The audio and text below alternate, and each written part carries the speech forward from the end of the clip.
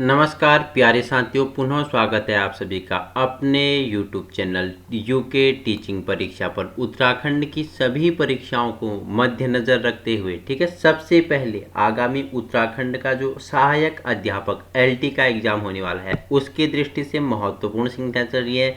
उसी के साथ PSC के लिए ये वीडियो इम्पोर्टेंट होगा, ठीक है। यूके SSSC से संबंधित जितने भी एग्जाम आयोग आपका क्या कराता है, कंडक्ट कराता है। SSC हो गया, यूके SSSC हो गया, यूके PSC हो गया, ठीक है। यहाँ तक कि UPSC में भी ये इम्पोर्टेंट। इन सभी की दृष्टि से भारतीय इतिहास भाग 1 आज हम कंप्लीट करने वाले हैं। ऐसे ही हम भाग 3 भारतीय इतिहास के बारे में भाग 3 लाएंगे, ठीक है।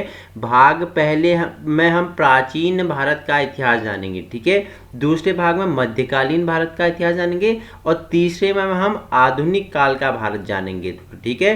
तीनों काल का भारत, ठीक है। वीडियो 1 से 2 घंटे के बीच होगा। आराम से बैठ जाना है, कॉपी कलम आपको उठा लेना है, बाकी नोट्स बनाते हुए चलना है। बाकी PDF मैं नीचे डिस्क्रिप्शन में लिंक लगा दूंगा और उसी के साथ मैं PDF को आपको WhatsApp टेलीग्राम में भी शेयर कर दूंगा। आप वहां से भी इसे निःशुल्क प्राप्त कर सकते हैं। आज ही जुड़ जाइए अपने YouTube चैनल यूके टीचिंग परीक्षा पर और वीडियो उन लोगों तक पहुंचाने की कोशिश करें जहां क्या है, संसाधनों के अभाव है। तो उत्तराखंड सहायक अध्यापक की दृष्टि से महत्वपूर्ण है और उसी के साथ साथ ये PSC, ठीक है, उत्तराखंड PSC की दृष्टि से भी महत्वपूर्ण है।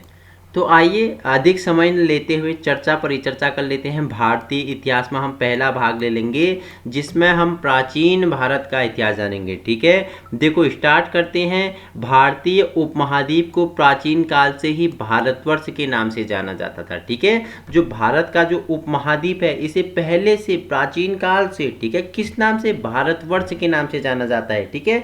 आपने भारतवर्ष के अलावा आपने जम्बूद्वीप भी सुना होगा, भारतखंड भी सुना होगा, आर्यव्रत हो गया, हिंदुस्तान हो गया, हिंद हो गया, अल हिंद हो गया। और आपके लिए नया क्या है, नया होगा ग्यागर, ठीक है। नया होगा ग्यागर, ठीक है। ग्यागर के नाम से भी भारत को जाना जाता है, ठीक है। इसी के साथ फल्गुल के नाम से भी जाना जाता है, फल्गुल के नाम से भी भारत को जाना जाता है। और एक नाम और है तियांजू होड़ू के नाम से भी भारत को जाना जाता है, ठीक है।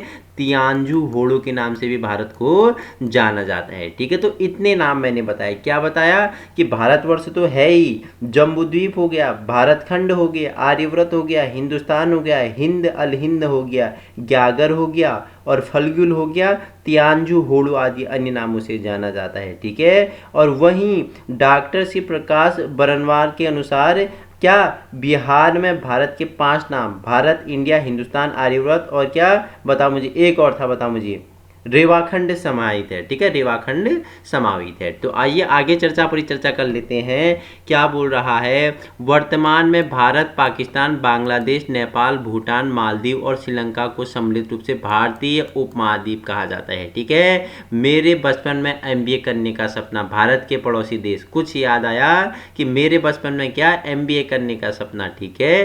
तो भारत, पाकिस्तान, बांग्लादेश, नेपाल, भूटान, मालदीव और श्रीलंका के सम्मिलित रूप को भारतीय उपमहाद्वीप कहा जाता था, ठीक है। भारत का प्राचीन नाम भारतवर्ष सर्वप्रथम पाणिनि की अष्टाध्यायी, ठीक है। पूछ लेगा कि अष्टाध्यायी के लेखक कौन है, पाणिनि है। तो भारतवर्ष का नाम सर्वप्रथम पाणिनि के अष्टाध्यायी में मिलता है। यहाँ के मूल निवासियों को भरत की संतान कहा जाता है, ठीक है। जो भारत के मूल निवासी हैं इन्हें भरत का संतान कहा जाता है। किस में, पाणिनि के अष्टाध्यायी, ठीक है। पाणिनि के अष्टाध्यायी में ऐसा उल्लेख मिलता है। यूनानियों में भारत को इंडिया तथा मध्यकालीन मुस्लिम शासकों ने हिंदुस्तान के नाम से संबोधित किया, ठीक है। किसने, बताओ मुझे, मिन्हाज उर सिराज, ठीक है। मिन्हाज उन सिराज ने इसे सबसे पहले क्या, हिंदुस्तान बताना में, हिंदुस्तान शब्द का प्रयोग किसने किया था बताना मुझे, ठीक है। यूनानियों ने इसे इंडिया, ठीक है, इंडस इंडिया कहा, ठीक है। तो सबसे पहले आप चर्चा परिचर्चा कर लेते हैं ऐतिहासिक स्रोत, ठीक है। यहाँ से क्या क्या ऐतिहासिक स्रोत हमें प्राप्त होते हैं, ठीक है। प्राचीन भारतीय इतिहास को जानने के लिए ऐतिहासिक स्रोतों की आवश्यकता पड़ती है जिनको हम मुख्यतः 3 भागों में बांटते हैं, ठीक है। उनका विवरण नीचे दिया गया है, साहित्यिक स्रोत, पुरातात्विक स्रोत और विदेशी वृत्तांत। ठीक है, देखो भारतीय इतिहास को आज आप जिस भारत के इतिहास को जान रहे हो, ठीक है, आज अपने इतिहास को जान रहे हो तो वो कैसे जान रहे हो, ठीक है, सालों वर्षों पहले के इतिहास को आज आप जान रहे हो तो उसको जानने के 3 स्रोत आपके समक्ष उपस्थित हैं। ठीक है, जिसमें पहला है साहित्यिक स्रोत, दूसरा है पुरातात्विक स्रोत और तीसरा है विदेशी वृत्तांत। ठीक है, साहित्यिक स्रोत आपको जैसे शब्द से ही स्पष्ट हो रहा है, साहित्यिक स्रोत मतलब जिसमें जो धार्मिक साहित्य है, धार्मिक साहित्य मतलब वेद हो गया, वेद कितने 4 वेद आपने पढ़े हैं, ऋग्वेद सबसे प्राचीन है, सामवेद हो गया, यजुर्वेद हो गया, अथर्ववेद हो गया। ठीक है, फिर वेदों के बाद वेदांग आपने पढ़ा है, कितने वेदांग, 6 वेदांग, शिक्षा हो गया, कल्प हो गया, ज्योतिष हो गया, व्याकरण हो गया, निरुक्त हो गया तथा छंद हो गया। ठीक है, उसके बाद उपनिषद, कितने उपनिषद 108 उपनिषद। ठीक है, उपनिषद का अर्थ क्या होता है, गुरु के समीप बैठकर शिक्षा प्राप्त करना। ठीक है, 108 उपनिषद है। उपनिषद का अगर शाब्दिक अर्थ पूछेगा तो गुरु के समक्ष बैठकर क्या ज्ञान प्राप्त करना होता है। ठीक है, उसके बाद आपने अरण्यक हो गया, पुराण हो गया, रामायण और महाभारत हो गया। ठीक है, रामायण के रचयिता कौन थे, तो वाल्मीकि। महाभारत का पूछेगा तो वेद व्यास आपका राइट आंसर हो जाएगा। ठीक है, बौद्ध ग्रंथ आपने पढ़े होंगे। ठीक है, बौद्ध ग्रंथ हो गया, जैन ग्रंथ हो गया। ठीक है, बौद्ध ग्रंथ में त्रिपिटक हो गया, दीपवंश हो गया, महावंश हो गया, मिलिंद पन्हो कथा वस्तु। ठीक है, मिलिंद पन्हो के रचयिताकार कौन है, पूछा है पिछली बार जो ARO का एग्जाम हुआ था उसमें पूछा था मिलिंद पन्हो, तो नागसेन की। ठीक है, नागसेन और नागार्जुन, कहीं कहीं नागसेन और नागार्जुन दोनों आपको मिलेगा, जो ऑप्शन में होगा वो आपका राइट आंसर हो जाएगा। पहला आप किसी नागसेन का पहला उत्तर आप नागसेन पे जाएंगे। ठीक है, नागसेन नहीं होगा, नागार्जुन होगा तो नागार्जुन आपका राइट आंसर होगा। ठीक है, उसी के साथ साथ जैन ग्रंथ आगम परिशिष्ट वर्मन हो गया। ठीक है, आचार्यंगर सूत्र हो गया, कल्प सूत्र, भगवती सूत्र। ठीक है, ये सभी क्या है, इतिहास जानने के हमारे साहित्यिक स्रोत धार्मिक साहित्य के अंतर्गत आते हैं। वेद हो गए, पुराण हो गए, उपनिषद हो गए, वेदांग हो गए। ठीक है, बौद्ध ग्रंथ हो गए, जैन ग्रंथ हो गए। ठीक है, दूसरा स्रोत क्या है, दूसरा स्रोत है हमारा क्या, अभिलेख शिलालेख। क्या होता है, पत्थरों पे होते हैं। ठीक है, अभिलेख। ठीक है, शिलालेख। ठीक है, शिला मतलब क्या होता है, पत्थर होता है, पत्थरों पे लिखा हुआ। ठीक है, देखो बोगाज कोई अभिलेख एशिया माइनर 1400 ईसा पूर्व प्राप्त हुआ है। ठीक है, बोगाज कोई अभिलेख एशिया माइनर से 1400 ईस्वी प्राप्त हुआ है। बेशनगर का गौड़ स्तंभ, ठीक है, हेलियोडोरस द्वारा निर्मित है। ठीक है, बेशनगर का गौड़ स्तंभ किसके द्वारा, हेलियोडोरस द्वारा क्या है, निर्मित है। हाथी गुम्फा अभिलेख किसके द्वारा, तो खारवेल राजा का खारवेल का अभिलेख है। हाथी गुम्फा अभिलेख पूछा गया है, इंपोर्टेंट है। जूनागढ़ का अभिलेख रुद्रदामन का है। ठीक है, रुद्रदामन का है। उसी के साथ साथ आपके सिक्के आ जाते हैं, आहत सिक्के, जिन्हें क्या कहा जाता था, पंचमार्क कहा जाता था। ठीक है, करसापण पण कहा जाता था। मौर्यकालीन में इन्हें क्या कहा जाता था, सिक्कों को दीनार कहा जाता था। ठीक है, गुप्तकालीन हिंद यूनानी स्वर्ण सिक्के, समुद्रगुप्त के वीणा वाले सिक्के। ठीक है, समुद्रगुप्त। ठीक है, कौन सा गुप्त वंश का द्वितीय शासक था, जिसने क्या, बताओ मुझे, गुप्त वंश या मौर्य वंश, मौर्य वंश। ठीक है, चंद्रगुप्त मौर्य आता है, महाराजा धीराज की उपाधि धारण करता है। उसके बाद क्या आता है, समुद्रगुप्त क्या बोलता है, पप्पा ने महाराजा धीराज की उपाधि धारण की थी तो मैं भी क्या करूंगा, महाराजा धीराज की उपाधि धारण करूंगा। ठीक है, तो चंद्रगुप्त क्या करता है, महाराजा धीराज की उपाधि धारण करता है, और समुद्रगुप्त भी क्या करता है, महाराजा धीराज की उपाधि धारण करता है। समुद्रगुप्त की तारीफें कौन करता है, प्रयाग प्रशस्ति में मिलता है। समुद्रगुप्त का दरबारी कवि कौन था, हरिसेन था, हरिसेन बताया हुआ है। ठीक है, कि बोलता है कि मेरा राजा ऐसा था, मेरा राजा ऐसा था। राजा का क्या करता है, बहुत ही तारीफ करता है अपने किसमें, अपने प्रयाग प्रशस्ति में। ठीक है, प्रयाग प्रशस्ति कौन सी भाषा में लिखित है, मुझे कमेंट में बताएंगे। प्रो वर्जन बनना है ना, एक्टिविटी आपको करनी पड़ेगी। ठीक है, तो याद रखना। आइए तीसरा जो साक्ष्य हमारे वो हैं विदेशी वृत्तांत। ठीक है, इसमें यूनान रोम के लेखक आते हैं। ठीक है, हेरोडोटस इतिहास का पिता। ठीक है, इतिहास का पिता किसे कहा जाता है, हेरोडोटस को कहा जाता है। इनकी पुस्तिका हिस्टोरिका है, पुस्तिका क्या है, हिस्टोरिका है। ठीक है, उसी के साथ निर्याकस हो गया। ठीक है, अनेसिक्रियस हो गया। ठीक है, अरिस्टोबुलस पाल्तुपस हो गया, तीनों सिकंदर के साथ भारत आए थे। उसी के साथ मैग्नास्थनीज की इंडिका, इंडिका किसकी है, मैगास्थनीज की है, ठीक है। पेरिप्लस ऑफ द एंशियंट सी, ये किसकी है, अज्ञात लेखक है, ज्योग्राफी पॉलमिकी, ठीक है, ये भी अज्ञात लेखक है।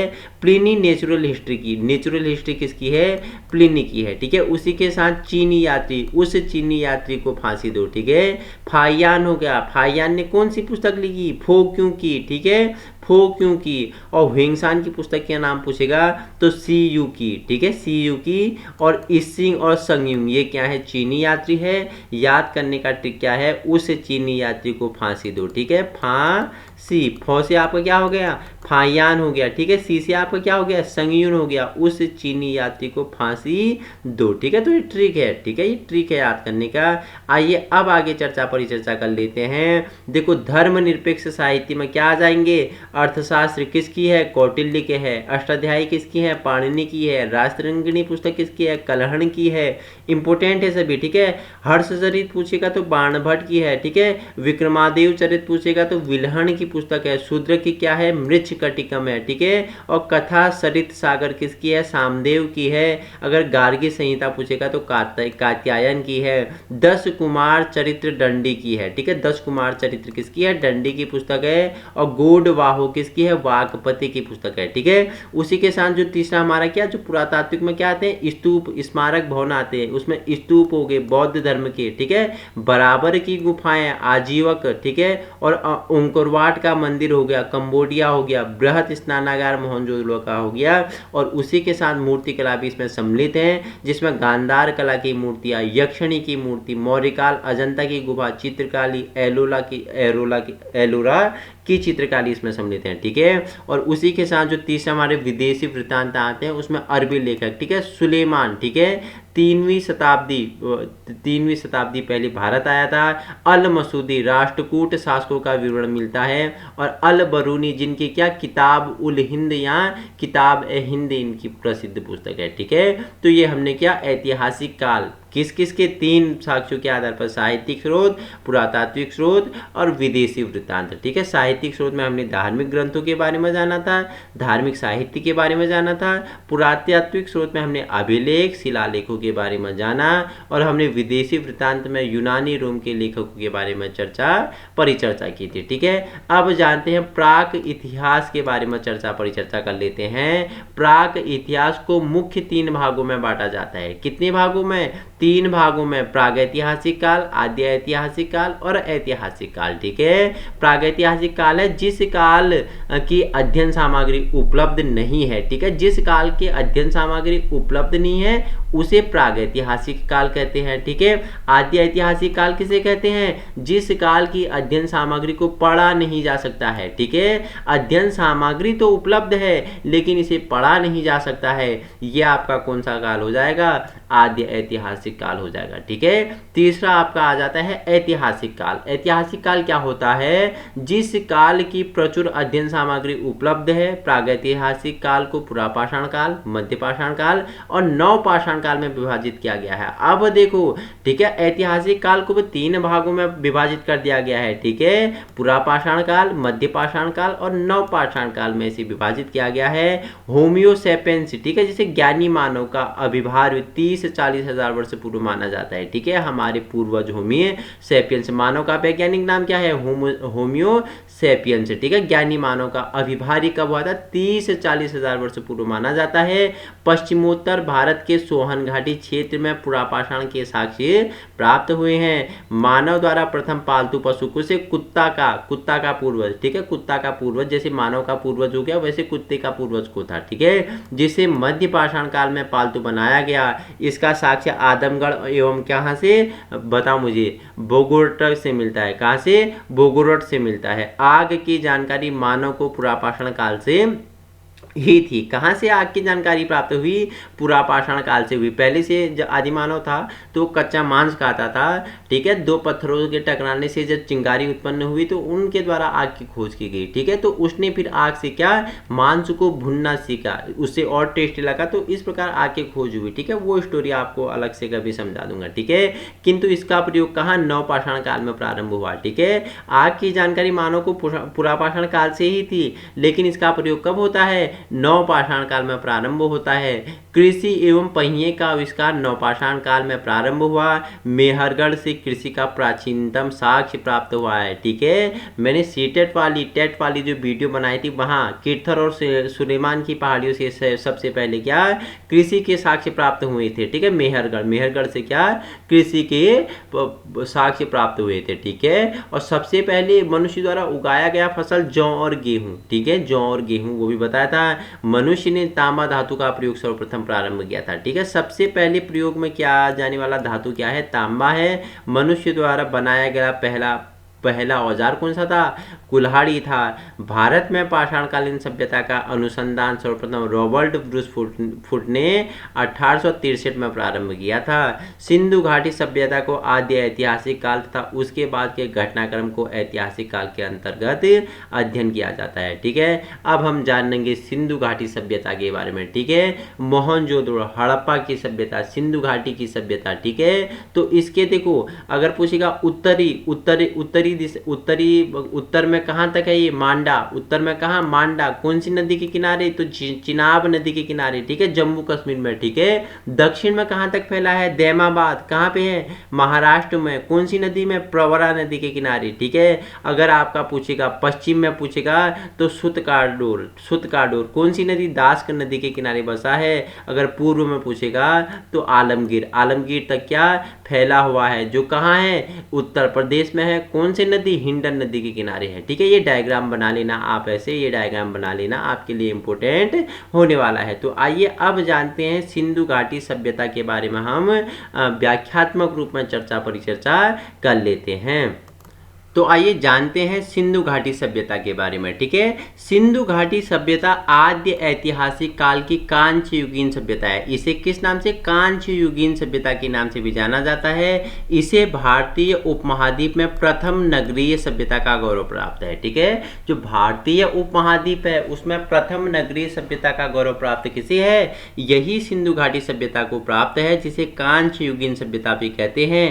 कार्बन डेटिंग पद्धति के अनुसार इसका कालक्रम 2350 से 1750 ईस्वी माना जाता है, ठीक है। देखो, आज जो सिंधु घाटी सभ्यता का आप अध्ययन कर रहे हैं उसकी डेट का पता कैसे करते हैं? एक विधि होती है जिसे C14 विधि बोलते हैं, ठीक है। C14 विधि बोलते हैं इसे, जिसे कार्बन डेटिंग पद्धति के अनुसार इसका कालक्रम क्या 2350 से 1750 ईस्वी पूर्व माना जाता है। सिंधु घाटी सभ्यता का विस्तार उत्तर में मांडा, पहले बता दिया, जम्मू कश्मीर में चिनाब नदी के किनारे है। दक्षिण में दैमाबाद, महाराष्ट्र प्रवरा नदी के किनारे है। पूर्व में आलमगीर, मेरठ में हिंडन नदी के किनारे है, तथा पश्चिम में सुतकाडोर, ठीक है, बलूचिस्तान दास्क नदी तक है। मोहनजोदड़ो, हड़प्पा, बनावली, धौलावीरा, राखीगढ़ी एवं कालीबंगा इस सभ्यता के 6 बड़े नगर है। मोहनजोदड़ो, ठीक है, हड़प्पा, बनावली, धौलावीरा, राखीगढ़ी, कालीबंगा और सभ्यता के क्या है? 6 बड़े नगर हैं। हम इनके बारे में भी जानेंगे कि हड़प्पा की खोज किसने की? दयाराम साहनी ने। कब? 1921 में। किस नदी के किनारे? रावी नदी के किनारे बसा है, ठीक है। मोहनजोदड़ो किसने? 1922 में राखलदास बनर्जी ने। सिंधु नदी के किनारे बसा हुआ है, ठीक है। सुतकाडोर कहाँ पे? R.L. स्टाइन ने और जॉर्ज डेल्स ने 1927 में खोजा। दास्क नदी बलूचिस्तान में। इनके बारे में भी हम परिचर्चा करेंगे। हमने क्या जाना? इसके हमने सिंधु घाटी सभ्यता के हमने 4 कि ये कहाँ से कहाँ तक इसका विस्तार है, ठीक है। तो सिंधु घाटी सभ्यता की प्रमुख विशेषता इसकी नगर निर्माण योजना है। नगर ग्रिड पद्धति पर बसे थे तथा सड़कें एक दूसरे को को समकोण पर काटती थी। ठीक है, सिंधु घाटी की अगर आप नगर व्यवस्था देखोगे ना तो आज की नगर व्यवस्था ऐसी नहीं है, जो आज आप देख रहे हैं ये भी नगर व्यवस्था ऐसी नहीं थी, लेकिन सिंधु घाटी अगर आप उसकी नगर व्यवस्था का ले लेना तो वो इतनी उत्तम व्यवस्था थी उस समय नगर की। तो आप अगर पढ़ेंगे नगर व्यवस्था के बारे में तो आप सोचेंगे कि उस समय मनुष्य ने कितना एडवांस सोचा था अपने नगरों को नियोजन के लिए, पानी के लिए उत्तम व्यवस्था, सड़कों के लिए। ठीक है, मेन सड़क के लिए दरवाजे नहीं थे, पीछे आंगन की तरफ खुलेंगे। आज तो आप देखते हैं कि नगर नियोजन की कोई व्यवस्था ही नहीं है। ठीक है, तो आइए आगे परिचर्चा कर लेते हैं सिंधु घाटी के नगर नियोजन के बारे में। ठीक है, मोहनजोदड़ो से प्राप्त बृहद स्नानागार एक प्रमुख स्मारक है। ठीक है, पूछ लेगा कि बृहद स्नानागार कहां से प्राप्त हुआ है, तो मोहनजोदड़ो से प्राप्त हुआ है, जिसके मध्य में के स्थान में एक कुंड है जो 11.88 मीटर लंबा है। ठीक है, इसकी लंबाई पूछेगा तो याद रखना, स्टार लगाना, की पॉइंट है। ठीक है, जो मोहनजोदड़ो से क्या बृहद स्नानागार मिला है उसकी लंबाई पूछेगा तो 11.88 उसकी क्या है, लंबाई है। 7.01 मीटर चौड़ा है, 2.43 मीटर क्या है, गहरा है। ठीक है, लंबाई पूछेगा तो 11.88 मीटर हो गया। अगर क्या चौड़ाई पूछेगा तो 7.01 मीटर इसकी चौड़ाई होगी। अगर गहराई पूछेगा तो 2.43 क्या मिला, बृहद स्नानागार मिला, इसकी क्या है, गहराई है। ठीक है, यहाँ घरों के दरवाजों और खिड़कियां मुख्य सड़क की ओर न खुलकर पीछे की ओर खुलते थे। ठीक है, जो घर के दरवाजे थे, खिड़कियां थे, मुख्य सड़क की ओर नहीं खुलते थे, पीछे की ओर खुलते थे। ठीक है, लेकिन अपवाद कहाँ है, लोथल नगर में इसका अपवाद है, वहां घरों के दरवाजे मुख्य सड़क की ओर खुलते थे। ठीक है, देखो अपवाद पूछ लेगा। ठीक है, अपवाद कहाँ है, लोथल में है। लोथल को पीछे मकान के पीछे की ओर नहीं, आगे सड़कों की तरफ ही इसके खिड़कियां और दरवाजे खुलते थे। ठीक है, तो नगर नियोजन आपने जान चुके हैं। अब जानते हैं इनका समाज। ठीक है, सिंधु सभ्यता का समाज क्या था, मातृ सत्तात्मक था। ठीक है, आज तो आपको पता है पितृ सत्तात्मक। ठीक है, गार्जियन तो पिता ही होता है। ठीक है, तो उस समय सिंधु सभ्यता, ठीक है, मातृ सत्तात्मक था। ठीक है, समाज 4 वर्गों में क्या था, विभाजित था। विद्वान हो गया, योद्धा हो गया, व्यापारी हो गया, शिल्पकार में बटा था। ठीक है, जुआ खेलना, शिकार, नृत्य, संगीत आदि मनोरंजन के मुख्य साधन थे। ठीक है, आज तो आप क्या कर रहे हो, आज क्रिकेट खेल रहे हो, आज आप क्या कर रहे हो, पोलो खेल रहे हो, आज आप क्या खेल रहे हो, कैरम खेल रहे हो, आज आप क्या खेल रहे हो, घर बैठे बैठे फोन में पबजी खेल रहे हो, लूडो खेल रहे हो। ठीक है, विभिन्न प्रकार के गेम आ गए हैं। ठीक है, अलाना ढेकाना। तो उस समय क्या खेलते थे, जुआ खेलते थे। ठीक है, शिकार करते थे, नृत्य संगीत करते थे, ये मनोरंजन के मुख्य साधन थे। ठीक है, समाज में शवों को जलाने एवं दफनाने की प्रथा प्रचलित थी। यह पर्दा प्रथा एवं वैश्यावृत्ति प्रचलित थी। यहाँ पे क्या थी, प्रदा प्रथा एवं वैश्यावृत्ति भी प्रचलित थी। ठीक है, तो ये ऐसा समाज था। अगर धर्म की बात करूं तो यहाँ सिंधु सभ्यता के लोग प्रकृति पूजक थे, ये प्रकृति की पूजा करते थे। सिंधु सभ्यता के लोग ये क्या करते थे, मातृ शक्ति में विश्वास करते थे, और मातृ शक्ति में विश्वास करते थे मातृ देवी एवं पशुपति शिव की पूजा करते थे। मातृ देवी एवं पशुपति शिव की पूजा करते थे। और ये क्या था, लिंग योनि पूजा प्रचलित थी। यहाँ पे क्या था, लिंग योनि की पूजा क्या थी, प्रचलित थी। ठीक है, प्रचलित थी, वो चलती थी। लोग अंधविश्वास तथा जादू टोना में विश्वास करते थे, और एक श्रृंगी पशु पवित्र था। ठीक है, आपने देखा होगा वो ऋतिक रोशन की मूवी है, कौन सी मूवी है ऋतिक रोशन की, तो उसमें आप देखना, मुझे मूवी का नाम तो याद नहीं आ रहा है, तो उसमें आप देखना, उस मूवी को आप देखोगे तो आपको स्टोरी अच्छे से समझ में आ जाएगी। ठीक है, तो एक श्रृंगी पशु क्या था, पवित्र पशु था, जो ऋतिक रोशन के सपने में आता है। ठीक है, अग्निकुंड का साक्ष्य कालीबंगा से प्राप्त हुआ है, इंपोर्टेंट है। स्वास्तिक चिन्ह हड़प्पा सभ्यता की देन है। ठीक है, सिंधु सभ्यता की लिपि क्या है, भाव चित्रात्मक है, जो अभी तक पढ़ी नहीं गई है। ठीक है, जिस दिन ये लिपि पढ़ी जाएगी उस दिन बहुत सारे रहस्यों का से पर्दा हट जाएगा। यह लिपि दाईं से बाईं ओर लिखी जाती है। जब लेख में एक से अधिक पंक्तियां हो तो पहली पंक्ति दाईं से बाईं ओर और दूसरी बाईं से दाईं ओर लिखी जाती है। ठीक है, अब देखो यहाँ की अर्थव्यवस्था की बात कर लेते हैं। ठीक है, इस सभ्यता में कृषि अर्थव्यवस्था का मुख्य आधार थी। गेहूं, जौ, मटर, कपास प्रमुख फसल थे। कपास को सिंडोन कहा जाता था। कपास को क्या? सिंडोन कहा जाता था। माप तौल के मानकीकरण को स्थापित किया था। फुट तथा क्यूबिक की जानकारी लोगों को थी। माप के लिए दशमलव प्रणाली का भी प्रयोग किया जाता था। सिंधु घाटी सभ्यता में वस्तु विनिमय प्रणाली प्रचलित थी। तौल की इकाई संभवतः सोल के अनुपात में थे। ठीक है, वस्तु विनिमय प्रणाली मतलब मेरे पास हुआ गेहूं, ठीक है, मेरे पास हुआ गेहूं और तुम्हारे पास हुआ क्या? नील। तो तुम्हारे पास क्या हुआ?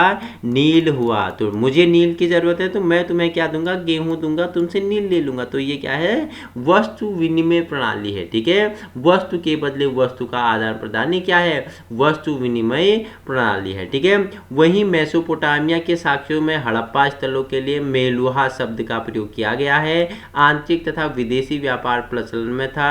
आंतरिक व्यापार के अंतर्गत सोना कर्नाटक से, तांबा खेतड़ी राजस्थान से, सीसा राजस्थान के गोमेद सौराष्ट्र से, गुजरात से मंगाया जाता था। ठीक है, व्यापार के लिए सोना कहाँ से? कर्नाटक से। तांबा कहाँ से? खेतड़ी राजस्थान से। ठीक है, और सीमा से, ठीक है, गोमेद सौराष्ट्र गुजरात से मंगाया जाता था। ठीक है, वहीं इस सभ्यता से सेलखड़ी की क्या आयताकार मोहरें सर्वाधिक प्राप्त हुई हैं। देखो इसकी क्या कैसी आयताकार मोहरें यहाँ से प्राप्त हुई हैं? किसकी? सेलखड़ी की। ठीक है, और जिन पर क्या है? लेख लिखा गया है, इसकी लिपि को अभी तक पढ़ा नहीं जा सका है। भाव चित्रात्मक है तो पढ़ा नहीं गया है। जिस दिन पढ़ा जाएगा उस दिन बहुत सारे पर्दे से राज हट जाएगा। ठीक है, सिंधु घाटी सभ्यता का पतन की बात करें तो सिंधु घाटी सभ्यता को पतन के लिए क्या? मार्टियर व्हीलर ने, आर्य आक्रमण, मार्सन ने, बाढ़, ओरल स्टाइन ने, जलवायु परिवर्तन, एसआर साइनी ने जल प्लावन की जिम्मेदारी माना। अब देखो सिंधु घाटी सभ्यता का क्या बोल रहा है कि पतन कैसे हुआ। ठीक है,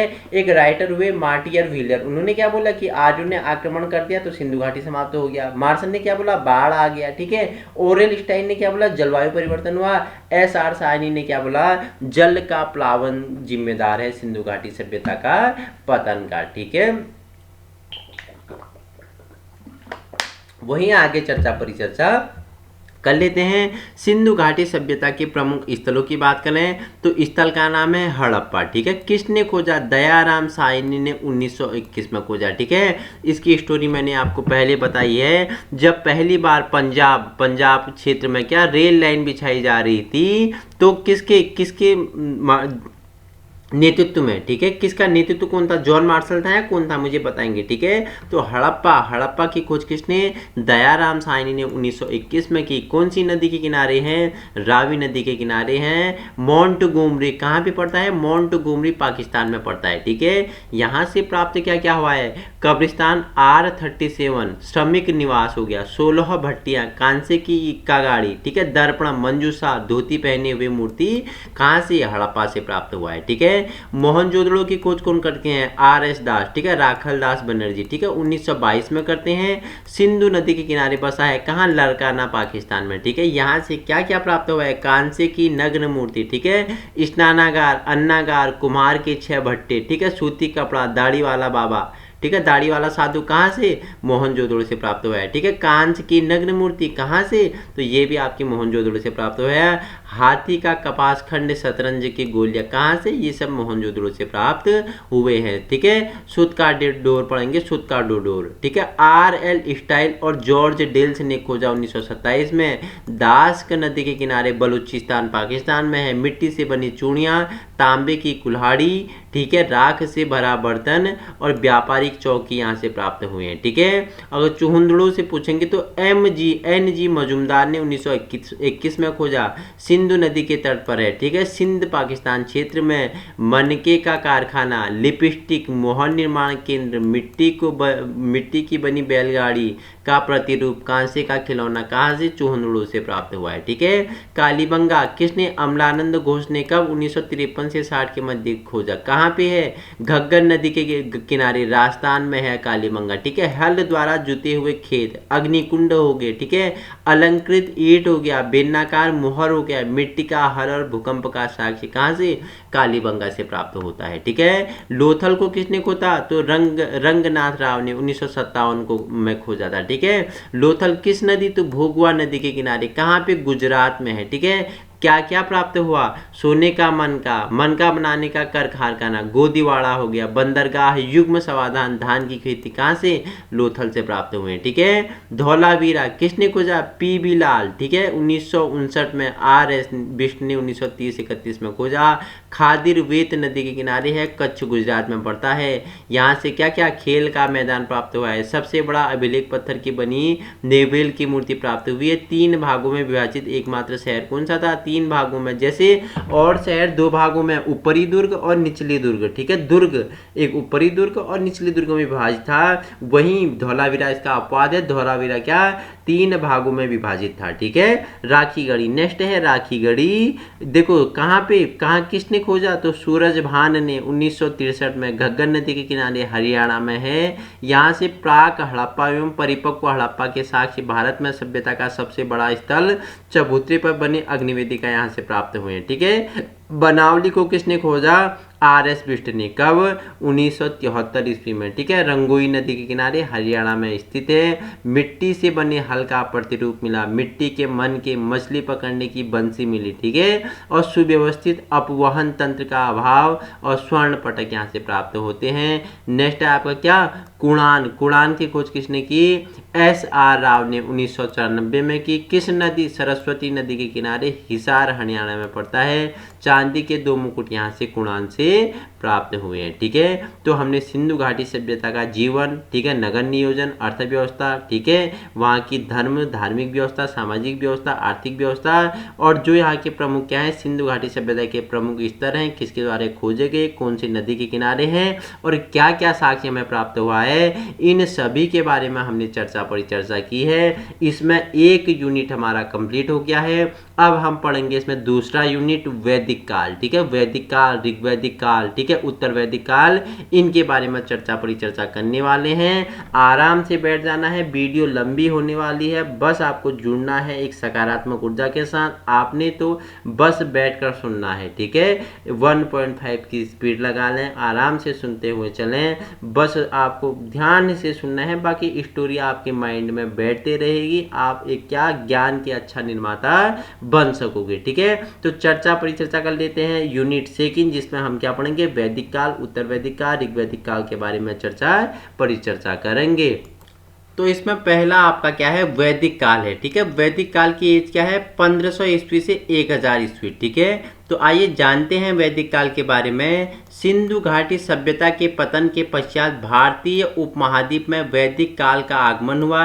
इसका कालक्रम 1500 ईसा पूर्व से 600 ईसा पूर्व तक माना जाता है। ठीक है। वैदिक काल को भी ऋग्वैदिक काल का एज पूछेगा तो 1500 ईस्वी से 1000 ईसा पूर्व है, तथा उत्तर वैदिक काल 1000 से 600 ईसा पूर्व है में विभाजित किया गया है। ठीक है। वैदिक काल को भी 2 भागों में बांट दिया गया। एक ऋग्वैदिक काल 1500 से 1000 हो गया, और एक उत्तर वैदिक हो गया 1000 से 600 ईसा पूर्व में विभाजित किया गया है। वैदिक संस्कृति के संस्थापक आर्यों को माना जाता है। आर्य शब्द का अर्थ होता है श्रेष्ठ, उत्तम, अभिजात्य, कुलीन आदि। क्या होता है, आर्य शब्द का अर्थ होता है। ठीक है। देखो वहीं देखो ईरानी पुस्तक है क्या, जैन अवस्था। ठीक है। जैन अवस्था तथा बोगज कोई अभिलेख से आर्यों का ईरान का बताया गया है। ठीक है। जैन अवस्था और बोगज के अभिलेख में आर्यों को कहाँ का, आर्य कहाँ के निवासी थे, आर्य ईरान के निवासी थे। कौन से, जैन अवस्था तथा बोगज कोई अभिलेख में ऐसा बताया गया है।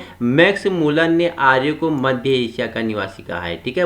किसने, मैक्स मुलर ने क्या बोलिया, जो आर्य हैं ये कहाँ के हैं, मध्य एशिया के निवासी हैं। ठीक है। आइए आप पहले जानते हैं ऋग्वैदिक काल। ठीक है। जो 1500-1000 ईस्वी जिसका काल है, 1500-1000 का ईस्वी जिसका काल है, इसके बारे में परिचर्चा कर लेते हैं। इस काल की जानकारी का मुख्य स्रोत ऋग्वेद है। सबसे प्राचीन वेद ही क्या है, ऋग्वेद है। आर्यों ने जिस विस्तृत क्षेत्र का निर्माण किया उसे सप्त सैंधव प्रदेश कहा जाता है। उसे क्या कहा जाता है, सप्त सैंधव प्रदेश कहा जाता है। इस क्षेत्र में 7 नदियां बहती हैं, इसलिए इसे सप्त सैंधव कहा गया। 7 नदियों के नाम क्या है, सिंधु हो गया, सतलज हो गया, रावी हो गया, चिनाब हो गया, झेलम हो गया, ब्यास हो गया तथा सरस्वती प्रवाहित होती है। इस क्षेत्र को ब्रह्मावर्त भी कहा जाता है। इस क्षेत्र को क्या कहा जाता है, ब्रह्मावर्त भी कहा जाता है। ठीक है। ऋग्वेद काल की सामाजिक जीवन व्यवस्था कैसी थी? तो ऋग्वेदिक काल क्या था? समाज पितृसत्तात्मक था। परिवार के मुखिया को कुलप कहा जाता था। ठीक है, जो ऋग्वेदिक काल था इसमें क्या था? समाज पितृसत्तात्मक था। अभिभावक कौन था? पिता था। परिवार के मुखिया को कुलप कहा जाता था।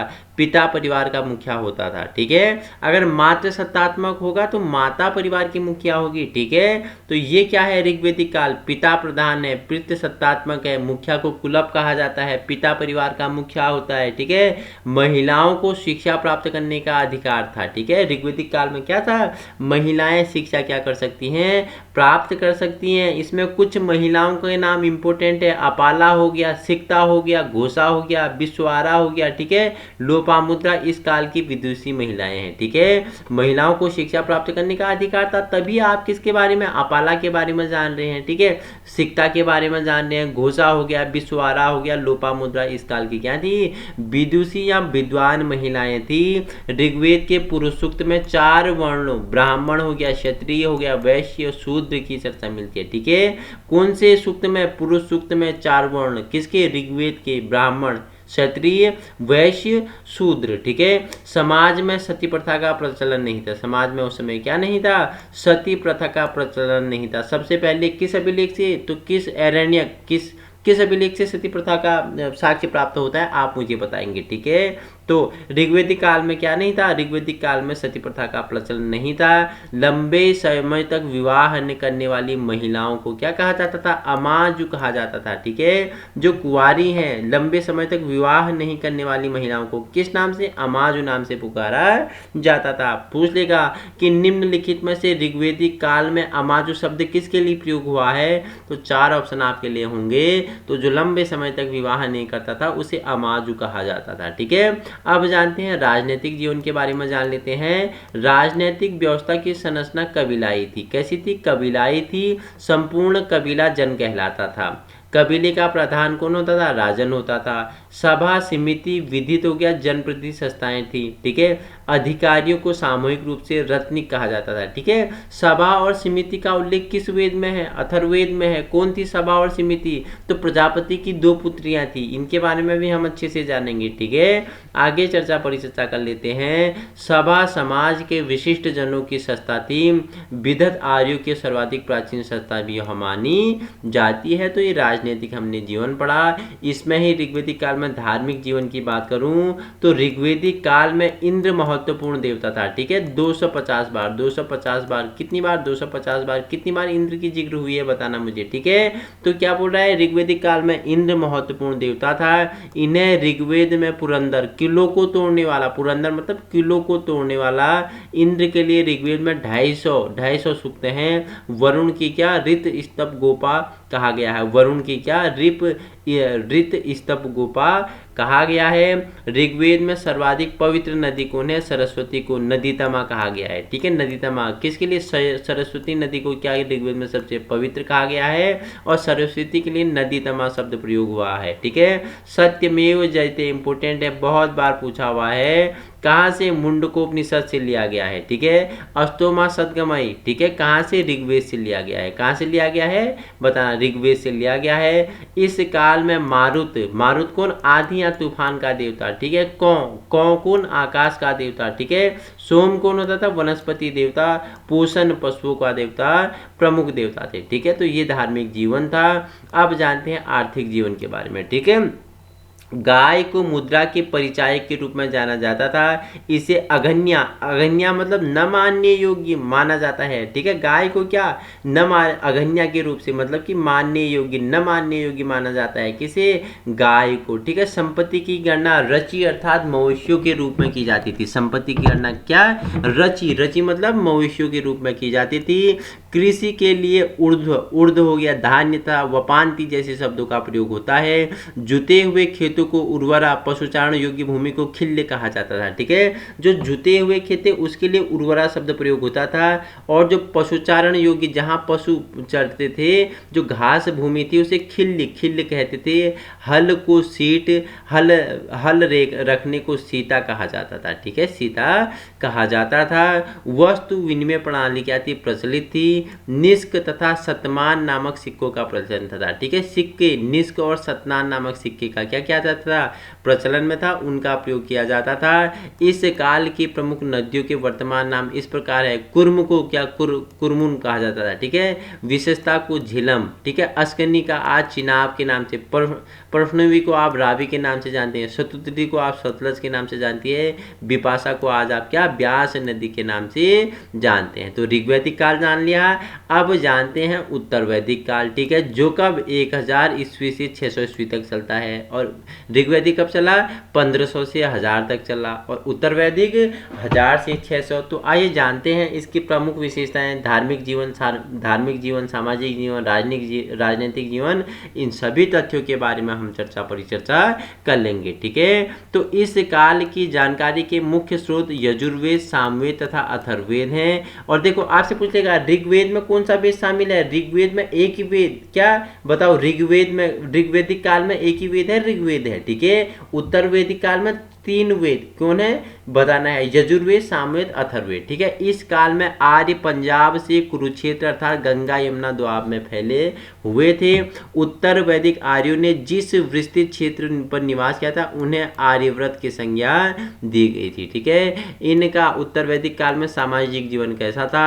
इस काल में महिलाओं की स्थिति में गिरावट आई, इन्हें सभा की सदस्यता से वंचित कर दिया गया था, पुत्री जन्म को अच्छा नहीं माना जाता था। ठीक है, देखो महिलाओं की स्थिति में गिरावट आ जाती है उत्तर वैदिक काल में। ठीक है, क्या कर दिया जाता है, महिलाओं कन्या जन्म को अच्छा नहीं माना जाता है। ठीक है, छांदोग्य उपनिषद में ब्रह्मचर्य, गृहस्थ तथा वानप्रस्थ नामक 3 आश्रमों की जानकारी मिलती है। ठीक है, कौन से उपनिषद में ब्रह्मचर्य, गृहस्थ, वानप्रस्थ नामक 3 आश्रमों की जानकारी मिलती है, तो छांदोग्य उपनिषद। ठीक है, तैत्रीय ब्राह्मण के अनुसार इस काल में ब्राह्मण सूत का, क्षत्रिय सन का और वैश्य ऊन का यज्ञोपवीत धारण करता था। ठीक है, जो जनेऊ होता है, क्षत्रिय कैसा करता था, सन का, और ब्राह्मण कैसा, सूत का, और वैश्य कैसा, ऊन का यज्ञोपवीत धारण करते थे। वांति तथा निषाद नामक अनार्य जातियों की चर्चा भी उत्तर वैदिक ग्रंथों में मिलती है। तो ये सामाजिक जीवन था उत्तर वैदिक काल का। तो उत्तर वैदिक काल में राजनीतिक जीवन के बारे में अगर परिचर्चा करूं तो इस काल में राजा का पद वंशानुगत होने लगा। ठीक है, अब इस काल में क्या, जैसे हमने क्या ऋग्वैदिक काल में कबीलाई जीवन था। ठीक है, संपूर्ण कबीला जन कहलाता था, कबीले का प्रधान राजन होता था। तो वैसे ही उत्तर वैदिक में क्या हो गया, राजा का पद वंशानुगत होने लगा। ऋग्वैदिक कबीला जन जनपद में बदल गया, जो क्या कबीला था वो जन से जनपद में बदल गया। इस काल में विदेह के जनक कैकेयी के, अश्वपति, काशी के अजातशत्रु और पांचाल के प्रवाहन और जवाली प्रमुख दार्शनिक राजा हुए।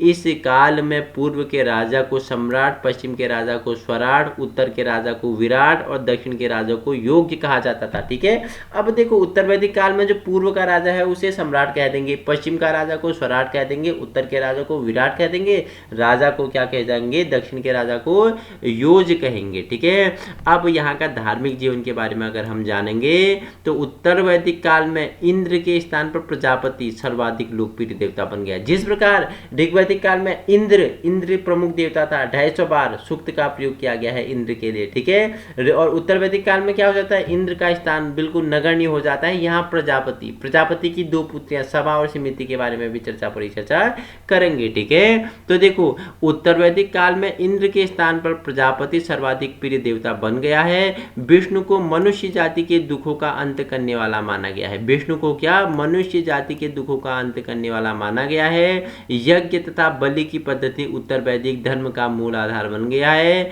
विभिन्न कर्मकांडों तथा अंधविश्वासों का विस्तार हुआ। इस काल में पोषण शूद्रों के देवता के रूप में प्रचलित हुए। पंच महायज्ञ ब्रह्मा, देव, कृत्य, नृज्ञ, भूत का प्रचलन आरंभ हुआ। इस काल में ही षड दर्शन, सांख्य किसने, कपिल मुनि ने, योग किसकी है, पतंजलि की है। इंपोर्टेंट है। ठीक है, साथियों स्टार लगाना। सांख्य दर्शन कौन संस्थापक है, कपिल मुनि। ठीक है, योग कौन है, पतंजलि। न्याय कौन है? गौतम। पूर्व मीमांसा जैमिनी, उत्तर मीमांसा बद्रायण, और वैशेषिक पूछेगा तो कणाद। कणाद ये आपके लिए क्या है? ये वाला आपके लिए इंपोर्टेंट हो जाएगा। ठीक है, धार्मिक जीवन जान लिया। अब जान लेते हैं क्या? आर्थिक जीवन के बारे में परिचर्चा कर लेते हैं। उत्तर वैदिक काल में ही सर्वप्रथम लोहे का साक्ष्य 1000 ईस्वी पूर्व में उत्तर प्रदेश के कहाँ? अंतर्जीखेड़ा। ठीक है, अंतर्जीखेड़ा से प्राप्त हुआ है। इस काल में निष्क, शतमान जैसे सिक्कों की चर्चा मिलती है। वणिक, संगो, गण तथा श्रेष्ठिन के अस्तित्व में आने की सूचना भी मिलती है। वाट की मूलभूत इकाई संभवतः कृष्णल था। दतिका तथा गुंजा तौल की इकाई होती थी। ठीक है, और बोल रहा है कि भगादुत नामक अधिकारी का कार्य कर संग्रह करना था। संग्रहित कोषाध्यक्ष होता था। इस काल में चित्रित धूसर मृदभांड बनाए गए। आय के मुख्य स्रोत कृषि थी। काठक संहिता के 24 बैलों द्वारा खींचे जाने वाले का उल्लेख इसमें मिलता है। ठीक है, तो हमने वैदिक काल, ऋग्वैदिक काल और उत्तर वैदिक काल जान लिया है। अब जानेंगे वैदिक साहित्य के बारे में। ठीक है, जिसमें सबसे पहले वेद आता है। वेद कितने वेद? 4 वेद, ऋग्वेद, सामवेद, यजुर्वेद, अथर्ववेद। ठीक है, तो ऋग्वेद की बात करूं तो सबसे प्राचीन वेद है। इसमें 10 मंडल, 1028 सूक्त, ठीक है, 11 बालखिल में है। ठीक है, 10 और क्या? 10 रज्ञ युद्ध की चर्चा, 10वें मंडल के पुरुष सूक्त में 4 वर्णों की चर्चा, गायत्री मंत्र का भी उल्लेख मिलता है। ठीक है, दशराग युद्ध का भी चर्चा मिलती है। 10वें मंडल के पुरुष सूक्त में 4 वर्णों की चर्चा मिलती है। गायत्री मंत्र का भी उल्लेख इस वेद में है, ऋग्वेद में। ठीक है, सामवेद की बात करूं तो साम मतलब क्या होता है? गायन, गायन। ठीक है, तो इसके संकलित मंत्रों का उल्लेख देवताओं की संस्तुति के लिए किया गया है। इसे भारतीय संगीत का मूल कहा जाता है। भारतीय संगीत का मूल किसे? सामवेद को कहा जाता है। ठीक है, यजुर्वेद की बात करूं तो इसकी रचना पद्य और गद्य दोनों में हुई है। यह कर्मकांड प्रधान ग्रंथ है। पूछेगा कि कौन सा निम्नलिखित में से कर्मकांड प्रधान ग्रंथ है? तो यजुर्वेद। ठीक है, अंतिम आपका चौथा वेद आता है अथर्ववेद। इसमें ब्रह्मा ज्ञान, औषधि प्रयोग, रोग निवारण, तंत्र मंत्र आदि का भी उल्लेख है। बाकी सभा समिति का भी उल्लेख आपको अथर्ववेद में मिलता है। तो वेद आपने जान लिए। अब जानते हैं उपनिषद। कितने उपनिषद? 108 उपनिषद। उपनिषद का शाब्दिक अर्थ क्या होता है? गुरु के समीप बैठकर एकांत में सीखी गई शिक्षा। ठीक है, गुरु के समीप बैठना। इसमें आत्मा और ब्रह्मा के संबंध में दार्शनिक चिंतन का वर्णन। उपनिषदों की संख्या कितनी है? 108 है। इन्हें वेदांत भी कहा जाता है। ठीक है, उसके बाद वेदांग आ जाते हैं। कितने वेदांग? 6 वेदांग। शिक्षा, कल्प, व्याकरण, निरुक्त, छंद एवं ज्योतिष। ठीक है, उपनिषदों को समझने के लिए, वेदों के अर्थों को समझने के लिए, ठीक है, सूक्तियों का सही उच्चारण करने के लिए क्या वेदों का निर्माण हुआ? कितने हैं? 6 हैं। शिक्षा, कल्प, व्याकरण, निरुक्त, छंद और ज्योतिष। इसके बाद स्मृति। स्मृति से आपको सीधे आपके मन में सवाल आ जाता है मनुस्मृति। ठीक है, स्मृति साहित्य के अंतर्गत अध्ययन किया जाता था। मनुस्मृति सबसे प्राचीन स्मृति ग्रंथ है।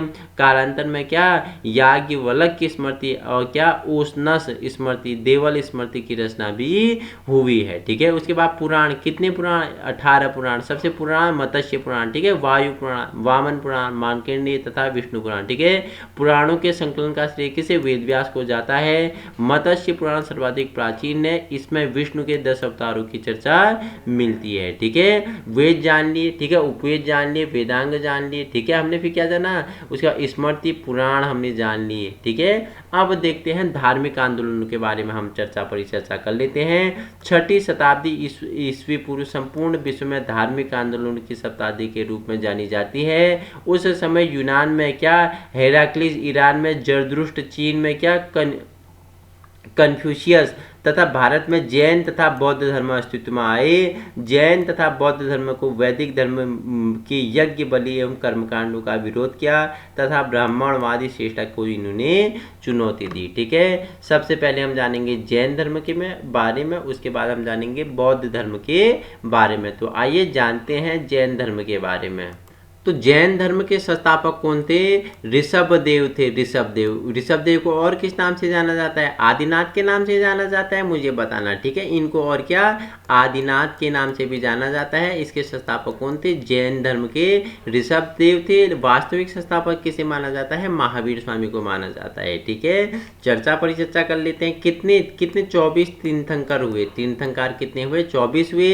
जैन धर्म की स्थापना ऋषभदेव, जिन्हें आदिनाथ के नाम से भी जाना जाता है। जैन धार्मिक विचार के अनुसार 24 तीर्थंकर हुए। ऋषभ प्रथम तीर्थंकर थे। ऋषभदेव क्या थे? प्रथम तीर्थंकर थे, तीर्थंकर थे। जैन धर्म में 23वें तीर्थंकर कौन थे? पार्श्वनाथ थे। वे काशी नरेश अश्वसेन के पुत्र थे। पार्श्वनाथ का निर्माण समेत शिखर पर हुआ था, ठीक है। पहले ऋषभदेव, 19वां नंबर याद रखना, 19वां नंबर पे महिला थी जिसका नाम क्या था? मल्लिकार्जुन है, मल्लिकार्जुन, ठीक है। और 23वें नंबर पे कौन है? पार्श्वनाथ है। 24वें नंबर पे क्या है आपके? महावीर स्वामी है, ठीक है। जैन धर्म के वास्तविक संस्थापक कौन थे? महावीर स्वामी थे। महावीर स्वामी क्या है? 24वें या और अंतिम तीर्थंकर हुए, तीर्थंकर हुए किसके? जैन धर्म के। आइए महावीर स्वामी के बारे में जान लेते हैं। जन्म का 540 ईस्वी पूर्व कुंडल ग्राम वैशाली में हुआ। पिता का नाम सिद्धार्थ था। ज्ञात्री क्षत्रिय कुल के थे, ठीक है। माता इनकी क्या थी? त्रिशला थी, जो लिच्छवी शासक चेटक की बहन थी। और महावीर स्वामी का पत्नी का नाम यशोदा था। 30 वर्ष की अवस्था में अपने भाई की आज्ञा से घर का क्या कर देते हैं? त्याग कर देते हैं। कैवल्य प्राप्ति कब होती है? 42 वर्ष की उम्र में होती है। कहाँ पे? ऋजुपालिका नदी के किनारे इन्हें ज्ञान प्राप्ति होती है। निर्वाण मतलब मृत्यु, ठीक है। 72 वर्ष की उम्र में 468 ईस्वी पूर्व में क्या? पावापुरी में इनका क्या हो गया? देहांत हो गया, निर्वाण हो गया। अन्य नाम इनका जिन हो गया, निर्ग्रंथ हो गया, अहर्त हो गया। कैवलिन इनके क्या थे? उपनाम थे। प्रतीक चिन्ह की बात करूं तो सिंह इनका प्रतीक चिन्ह है। और प्रथम उपदेश इनने कहाँ पे दिया? राजगृह में दिया था, ठीक है। तो जैन धर्म से एक जितना भी इम्पोर्टेंट था, महावीर स्वामी 24वां वास्तविक तीर्थंकर हैं। उनके जन्म के बारे में हमने चर्चा परिचर्चा कर ली है। अब जानते हैं जैन दर्शन के सिद्धांत, ठीक है। जैन धर्म के 23वें तीर्थंकर पार्श्वनाथ ने सत्य, अहिंसा, अपरिग्रह तथा अस्तेय चोरी न करने के सिद्धांत का प्रतिपादन किया। लेकिन महावीर स्वामी ने इसमें 5वां सिद्धांत ब्रह्मचर्य जोड़ दिया था, ठीक है। देखो जैन धर्म में शायवाद का दर्शन है, जिससे 7 सत्य शामिल किए गए हैं। इसे अनेकांतवाद भी कहा जाता है। जैन धर्म के त्रिरत्न दर्शन के अनुसार मोक्ष के लिए 3 तत्वों का होना जरूरी है। ये है दर्शन, ये सम्यक दर्शन, सम्यक ज्ञान, सम्यक आचरण, ठीक है। सम्यक दर्शन, सम्यक ज्ञान और सम्यक आचरण है जो मोक्ष प्राप्ति के लिए इन 3 तत्वों का होना क्या बोलते हैं? जैन धर्म आवश्यक मानते हैं, ठीक है। इस धर्म में कर्म तथा पुनर्जन्म पर विश्वास है। ईश्वर की मान्यता नहीं है, पर आत्मा की मान्यता है। जैन धर्म के लिए अपने आध्यात्मिक विचारों को सांख्य दर्शन से ग्रहण किया जा सकता है, ठीक है। अब जानते हैं जैन संघ तथा संगीतिया, ठीक है। महावीर ने समस्त अनुयायियों को 11 गणों में विभक्त किया था। प्रत्येक गण का एक गणधर नियुक्त किया गया था, ठीक है। जैन संघ 2 भागों में विभाजित हुआ। दिगंबर, ठीक है, भद्रभाव के समर्थक, जो क्या जब मगध में अकाल पड़ा तो ये दक्षिण की ओर चले गए थे, ठीक है। और दूसरे क्या? श्वेतांबर, जो क्या थे? श्वेतांबर स्थूल भद्र के समर्थक थे, ठीक है। दिगंबर क्या थे? नग्न अवस्था में थे या नहीं थे? श्वेतांबर क्या कपड़े कौन धारण करता था? कौन नग्न अवस्था में रहते थे? प्रो वर्जन बनना है, कमेंट तो करना पड़ेगा मेरा दोस्त, ठीक है। तो श्वेतांबर सफेद वस्त्र धारण करते थे, जबकि दिगंबर बिना वस्त्रों के जीवन व्यतीत करते थे, ठीक है। नग्न अवस्था में रहते हैं दिगंबर। श्वेतांबर श्वेत वस्त्र धारण करते हैं, ठीक है। जैन धर्म में 2 संगीतियां हुई। प्रथम संगीत 322 ईस्वी से 298 ईस्वी पूर्व में कहाँ? पाटलिपुत्र में। अध्यक्ष कौन था? स्थूलभद्र अध्यक्ष था, आयोजित हुआ, ठीक है। प्रथम पूछेगा जैन संगीति पूछेगा तो 322 से 298 तक, ठीक है। पाटलिपुत्र कहाँ? पाटलिपुत्र स्थूलभद्र की अध्यक्षता में, ठीक है। दूसरा संगीति 512 ईस्वी में कहाँ? वल्लभी कौन अध्यक्ष थे?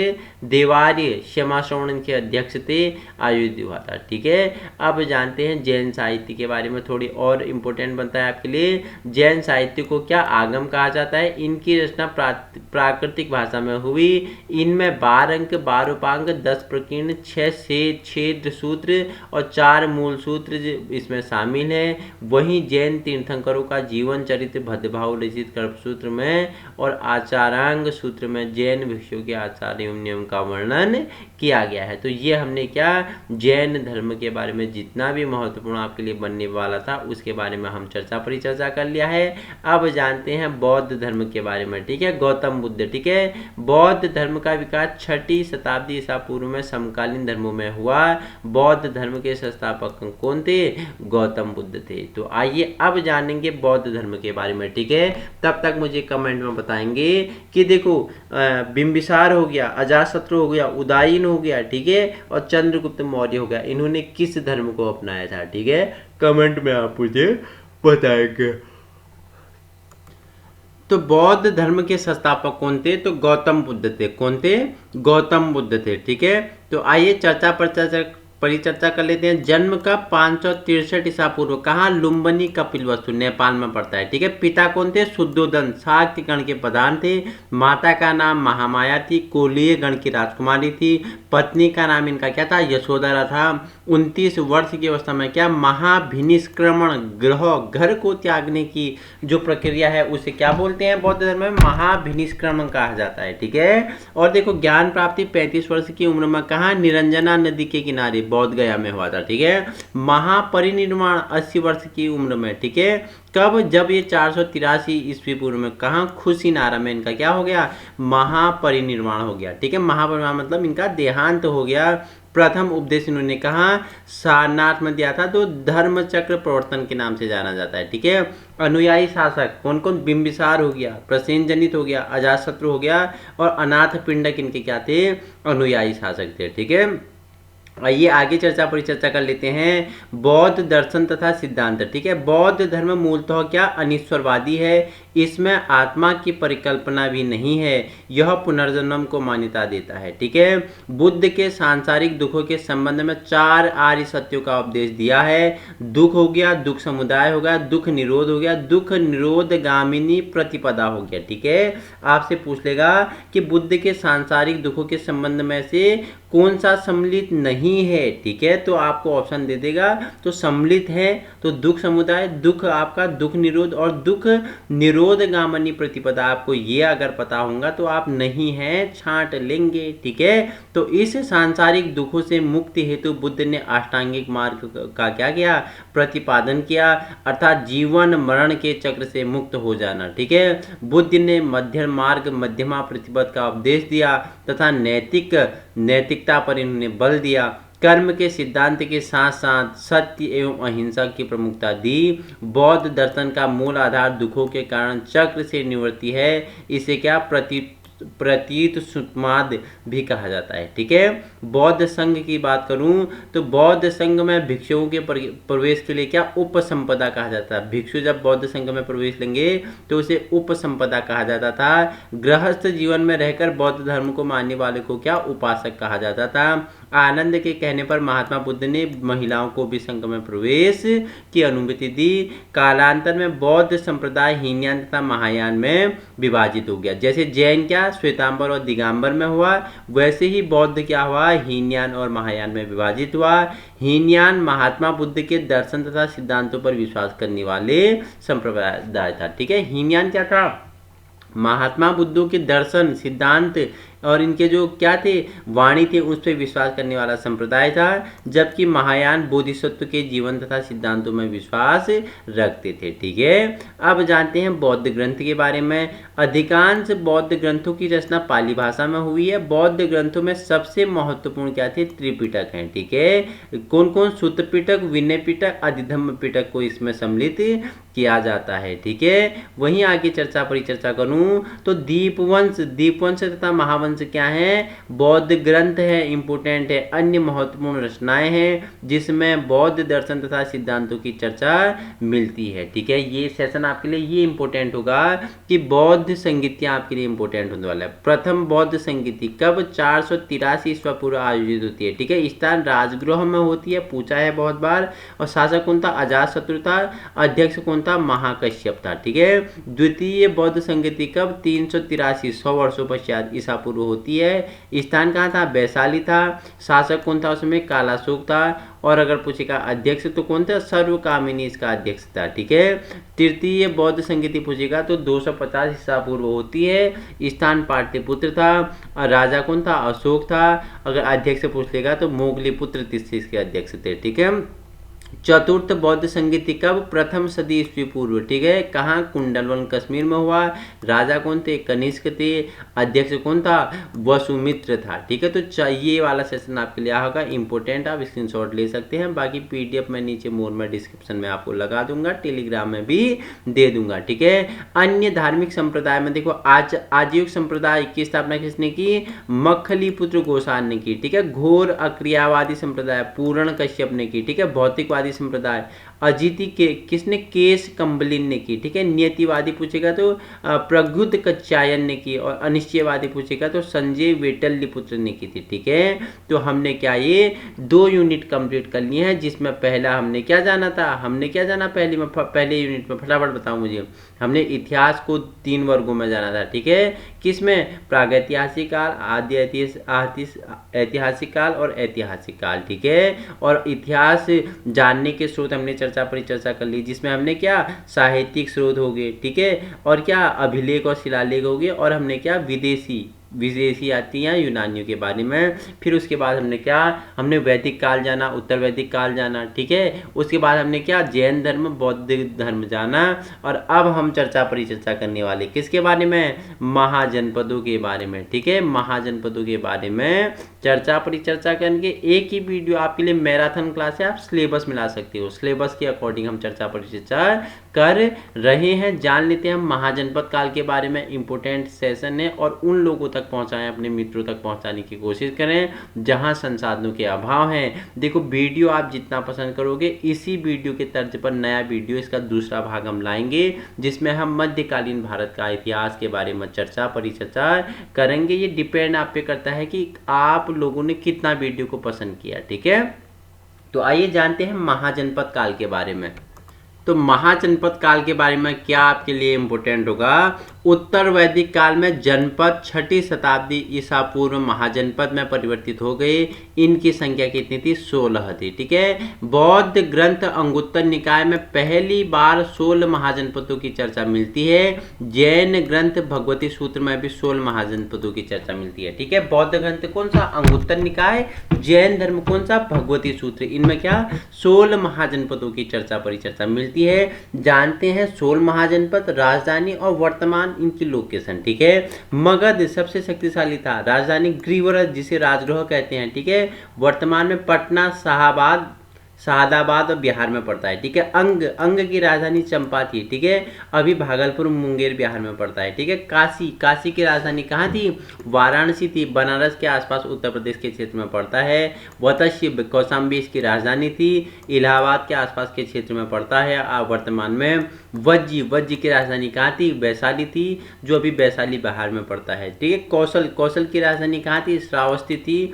अवध उत्तर प्रदेश में पड़ता है। ठीक है। अवंती पूछेगा तो उत्तर अवंती उज्जैन, दक्षिण अवंती महिष्मती। ठीक है। महिष्मती बाहुबली वाला। ठीक है। तो दक्षिण पश्चिम मध्य प्रदेश में पड़ता है। मल्ल की राजधानी खुशीनारा थी। ठीक है। देवरिया, अभी इसकी पहचान देवरिया उत्तर प्रदेश से की गई है। पांचाल पूछेगा तो अहिछत्र या काम्पिल्य। ठीक है। बरेली, बदायूं और उत्तर प्रदेश वाला क्षेत्र वर्तमान में। ठीक है। चेदी पूछे तो शक्तिमती इसकी राजधानी, चेदी की राजधानी शक्तिमती थी। वर्तमान में बुंदेलखंड उत्तर प्रदेश वाला क्षेत्र। ठीक है। कुरु पूछेगा तो क्या? हस्तिनापुर हो गया, दिल्ली मेरठ हरियाणा के क्षेत्र को। ठीक है। मत्स्य पूछेगा तो इसकी राजधानी विराटनगर थी। जयपुर, भरतपुर, अलवर वर्तमान क्षेत्र। ठीक है। कंबोज की राजधानी राजपुर थी। वर्तमान की इसकी पहचान कहाँ? रोजरी, हजारा क्षेत्र पाकिस्तान से किया गया है। सूरसेन की राजधानी मथुरा थी, जो ब्रजमंडल क्षेत्र उत्तर प्रदेश में वर्तमान इसकी स्थिति है। अश्वक पूछेगा तो पोतन यहाँ कहाँ? दक्षिण भारत वाला क्षेत्र है। गांधार पूछेगा तो तक्षशिला यह पाकिस्तान का उत्तरी क्षेत्र है। ठीक है। तो ये आपने 16 महाजनपद, उनकी राजधानियां और वर्तमान उनका क्षेत्र लोकेशन के बारे में चर्चा परिचर्चा कर लेते हैं। अब जानते हैं मगध साम्राज्य का उत्कर्ष के बारे में। ठीक है, महाजनपद काल में मगध ने अपनी शक्ति का विस्तार किया तथा उत्तर भारत में मगध साम्राज्य की स्थापना की। मगध साम्राज्य पर कुल मिलाकर 3 वंशों ने, हर्यक वंश, शिशुनाग वंश और नंद वंश। ठीक है, हर्यक वंश में बिंबिसार आता है, अजातशत्रु आता है, उदयन आता है। ठीक है, उदयन का पुत्र नागदशक आता है। नागदशक या शिशुनाग बताना मुझे। ठीक है, नागदशक या शिशुनाग कौन आता है उदयन का पुत्र, बताना मुझे। ठीक है, तो मगध का उत्कर्ष के बारे में अगर हम परिचर्चा करते हैं तो 3 वंशों ने राज किया। ठीक है, हर्यक वंश पितृहंता वंश भी कहा जाता है, अपने पापा को मार देता है अजातशत्रु को उड़ा देता है क्या, उदयन। परिचर्चा करेंगे। ठीक है, तो आइए सबसे पहले बात करें तो हर्यक वंश 544 से 412 ईसा पूर्व। ठीक है, बिंबिसार हर्यक वंश का संस्थापक माना जाता है। ठीक है, उसका उपनाम क्या था, श्रेणिक था। इसकी राजधानी कहाँ थी, राजगृह या गृहब्रज थी। ठीक है, बिंबिसार ने मध्य कौशल, लिच्छवी तथा गांधार के वैवाहिक संबंध, देखो बिंबिसार ने विवाह से अपने क्या किया, अपने राज्य के संबंध को स्थापित किया, अपने राज्य के क्षेत्र को बढ़ाया, अपने राज्य को शक्तिशाली बनाया। ठीक है, वह महात्मा बुद्ध का समकालीन था। जीवन इसका राजवैद था। जीवक है यार, ये जीवन नहीं है, जीवक इंपोर्टेंट है, सॉरी, जीवक किसका राज्यवैद था, तो किसका था, बिंबिसार का राज्यवैद था। ठीक है, बिंबिसार का। एक है बिंदुसार अलग है। बिंदुसार कौन है मुझे बताना, बिंदुसार है चंद्रगुप्त के बताया था। बिंदुसार कौन है बताओ मुझे फटाफट, बिंदुसार कौन है और बिंबिसार कौन है बताना मुझे। ठीक है, देखो बिंदुसार है चंद्रगुप्त का उत्तराधिकारी और बिंबिसार हर्यक वंश का संस्थापक। ठीक है, तो देखो इसका क्या बताया कि जो जीवक है, जीवक किसका राज्यवैद था, तो बिंबिसार का राज्यवैद था। ठीक है, वहीं आगे देखो अजातशत्रु 492 से 460 ईसा पूर्व अपने पिता बिंबिसार की हत्या कर सिंहासन प्राप्त किया, अथवा इसे पितृहंता भी कहा जाता है। इसे क्या, पितृहंता भी कहते हैं। अजातशत्रु ने रथ, मूलस तथा महाशिलाकंठक जैसे हथियारों का प्रयोग किया युद्ध में। ठीक है, अजातशत्रु ने रथ, मूसल, ठीक है, रथ, मूसल और महाशिलाकंठक जैसे हथियारों का प्रयोग किया युद्ध में। उदयन ने 460 से 44 ईसा पूर्व अजातशत्रु का पुत्र था। इसने पाटलिपुत्र नगर की स्थापना की थी। ठीक है, इसने क्या की थी, पाटलिपुत्र की नगर की स्थापना की थी। ठीक है, बिंबिसार को कौन मार देता है, अजातशत्रु मार देता है, इसी का पुत्र। और अजातशत्रु को कौन मारता है, अजातशत्रु का ही पुत्र उदयन मार देता है। ठीक है, इसके बाद क्या आता है, शिशुनाग वंश आता है 412 ईस्वी से 344 ईसा पूर्व। शिशुनाग वंश की बात करें तो शिशुनाग 412 से 394 ईसा पूर्व ने हर्यक वंश के अंतिम शासक नागदशक की हत्या कर शिशुनाग वंश की स्थापना की। शिशुनाग का उत्तराधिकारी कालाशोक हुआ। इसके समय में द्वितीय बौद्ध संगीति का आयोजन वैशाली में आयोजित हुई। ठीक है, फिर इसके बाद आपका आता है नंद वंश। ठीक है, नंद वंश तो 344 से 324 से 23 ईसा पूर्व नंद वंश की स्थापना महापद्म नंद ने की थी। इसे एकराट भी कहा जाता है। पुराणों में महापद्म को क्या, सर्व क्षत्रांतक, शत्रुओं का नाश करने वाला भी कहा जाता है। धनानंद नंद वंश का अंतिम शासक था। ग्रीक लेखकों ने इसे अग्रमीज या क्या, जैंद्रमीज भी कहा है। ठीक है, किसने धनानंद को अग्रमीज या जैंद्रमीज कहा है, तो ग्रीक लेखकों ने। ठीक है, धनानंद के शासनकाल में ही मैक्दुनिया का शासक सिकंदर 326 ईसा पूर्व भारत आया था। ठीक है, सिकंदर कहाँ था, मैक्दुनिया का था, फिलिप का बेटा था। ठीक है, मैंने बताया था तुर्की ईरान को जीते हुए एशिया माइनर से खैबर दर्रा, ठीक है, हिंदुकुश पर्वत से पार करते हुए अफगानिस्तान से आता है। आम भी आत्मसमर्पण करता है। और क्या, जो पौरस होता है, राजा पौरस के साथ युद्ध होता है, जिसे हाइडोस्पीस का युद्ध, विशस्ता का युद्ध, ब्यास नदी का युद्ध के नाम से भी जानते हैं। ठीक है, तो धनानंद के शासनकाल में है मैक्दुनिया का शासक सिकंदर ने 326 ईस्वी पूर्व भारत पर आक्रमण किया था। ठीक है, अब जानते हैं इसके बाद धनानंद क्या था, अंतिम शासक था। तो इसको नंद वंश का अंतिम शासक धनानंद होता है। इसे कौन मार देता है, अपनी गुरु की सहायता, चंद्रगुप्त मौर्य अपनी गुरु चाणक्य की सहायता से क्या, धनानंद का काम तमाम कर देता है। अब स्थापना होती है मौर्य साम्राज्य की। ठीक है, नंद वंश के अंतिम शासक धनानंद को पराजित कर चंद्रगुप्त मौर्य ने मौर्य साम्राज्य की स्थापना 322 ईसा पूर्व की थी। ठीक है, तो अब चल गया आपका क्या, चंद्रगुप्त मौर्य वंश चल गया है 322 से 398 ईस्वी तक। ठीक है, चंद्रगुप्त को स्ट्रोबो तथा जस्टिन ने क्या सैंडकोटस और एरियन तथा प्लूटार्क ने क्या एंड्रोकोटस नाम से संबोधित किया है। चंद्रगुप्त ने 305 ईस्वी में सिकंदर के सेनापति सेल्यूकस निकेटर को पराजित कर एरिया, ठीक है, और अराकोसिया, ठीक है, जेंड्रोसिया, वो क्या पेरिपिनासदाई का क्षेत्र प्राप्त किया था। सेल्यूकस ने अपने पुत्री का विवाह, पुत्री का नाम क्या था, हेलेना था, मुझे बताना। ठीक है, चंद्रगुप्त मौर्य ने किया तथा अपने राजदूत मैग्नेस्तीस के दरबार में दरबार भेजा था। मैगस्थनीज ने 5 वर्ष तक पाटलिपुत्र में रहा तथा इंडिका नामक पुस्तक की रचना की। ठीक है, इंडिका पुस्तक की रचना किसने की, मैगस्थनीज ने की थी। ठीक है, 5 वर्ष तक पाटलिपुत्र में रहा था। ठीक है, चंद्रगुप्त ने मौर्य जैन धर्म का अनुयायी था। ठीक है, चंद्रगुप्त मौर्य क्या जैन धर्म का अनुयायी था। 298 ईस्वी में इसकी मृत्यु कहाँ, श्रवणबेलगोला कर्नाटक में उपवास के द्वारा हुई। ठीक है, एक होती है संथाला विधि, एक होती है सलनेखना विधि। ठीक है, सलनेखना विधि क्या होती है बताओ मुझे, और संथाला विधि क्या होती है, ठीक है, बताना मुझे कमेंट करके। ठीक है, तो चंद्रगुप्त मौर्य ने क्या जैन धर्म का अनुयायी था। 298 ईस्वी पूर्व क्या करता है, इसकी मृत्यु हो जाती है कहाँ, श्रवणबेलगोला, कहाँ, कर्नाटक में उपवास लेके। ठीक है, संथाला विधि से क्या कर लेता है, ये अपने जीवन को समाप्त कर देता है। इसके बाद आता है बिंदुसार आता है, वो था बिंबिसार। ठीक है, हर्यक वंश का संस्थापक था बिंबिसार, ये है बिंदुसार। 298 से 273 ईसा पूर्व किसका उत्तराधिकारी था, चंद्रगुप्त का उत्तराधिकारी था। वह आजीवक संप्रदाय मक्खलीपुत्र गोसाल द्वारा स्थापित। ठीक है, आजीवक संप्रदाय का अनुयायी कौन था, यही बिंदुसार था। इसे अमित्र घात के नाम से भी जाना जाता है। ठीक है, स्ट्रेनो के अनुसार सीरियन नरेश क्या एंटियोकस ने बिंदुसार के दरबार में डायमेकस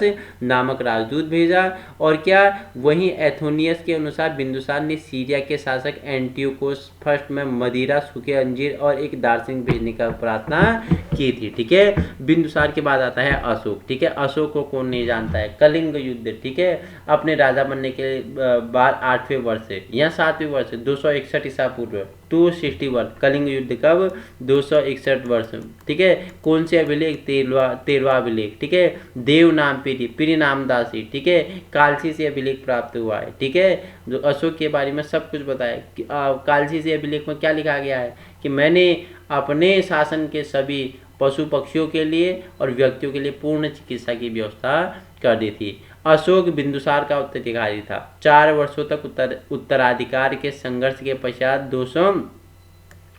269 में 69 पूर्व में क्या 69 पूर्व वास्तविक रूप से राजगद्दी पर बैठा था। कौन, अशोक। ठीक है, ठीक है, वहीं शासक बनने से पूर्व, ठीक है, शासक बनने से पूर्व अशोक अवंती का राज्यपाल था। मास्की तथा गुज्जरा अभिलेख में इसका वास्तविक नाम अशोक मिलता है। ठीक है, मास्की और गुज्जरा अभिलेख में इसका नाम क्या, अशोक मिलता है। बाकी में इसका नाम क्या, देवनाम प्रियदासी या प्रियदासी। ठीक है, देवों का प्यारा, देवनाम प्रियदासी के नाम से इसका नाम मिलता है। राज्य अभिषेक के 90 वर्ष अर्थात 261 ईसा पूर्व अशोक ने कलिंग पर आक्रमण किया था। कलिंग युद्ध के पश्चात उसने युद्ध विजय की जगह धम्म विजय को अपनाया था तथा उपगुप्त नामक बौद्ध भिक्षु को बौद्ध धर्म की शिक्षा दी गई थी। कहीं कहीं 8वें वर्ष है ये और कहीं कहीं 90वें वर्ष है। ठीक है, 261 ईसा पूर्व में इसने कलिंग पर आक्रमण किया था और कलिंग में हुए आक्रमण और विभिन्न क्या खून खराबे से क्या करता है, हृदय परिवर्तन हो जाता है, बौद्ध धर्म अपना लेता है। ठीक है, बताना मुझे। ठीक है, तो देखो राज्याभिषेक के 90 वर्ष बोल रहा है, लेकिन कौन सा वर्ष था फटाफट बताओ मुझे। ठीक है, आप मुझे कमेंट में बताओगे। ठीक है, वहीं अशोक ने शासक के 10वें वर्ष बौद्ध गया तथा 20वें वर्ष लुम्बिनी की यात्रा की। 13वें वर्ष उसका क्या धम्म महामात्र नामक अधिकारियों की नियुक्ति की। अशोक के अभिलेख ब्राह्मी, ग्रीक, अरमाइक तथा खरोष्टी लिपि में उत्कीर्ण है और 1837 में जेम्स प्रिंसेस ने अशोक के अभिलेख को पढ़ने में सफलता प्राप्त की। 14 शिलालेखों के अतिरिक्त अशोक ने 13 लघु शिलालेख तथा 7 क्या लघु शिलालेख और 7 स्तंभ अभिलेख उत्कीर्ण करवाए थे। ठीक है, देखो 14 शिलालेखों के अतिरिक्त अशोक ने 13 लघु शिलालेख, 7 लघु शिलालेख और वहीं क्या 7 स्तंभ अभिलेख उत्कीर्ण करवाए थे। ठीक है, तो ये अशोक के बारे में परिचर्चा की। अब जानते हैं मौर्य प्रशासन के बारे में।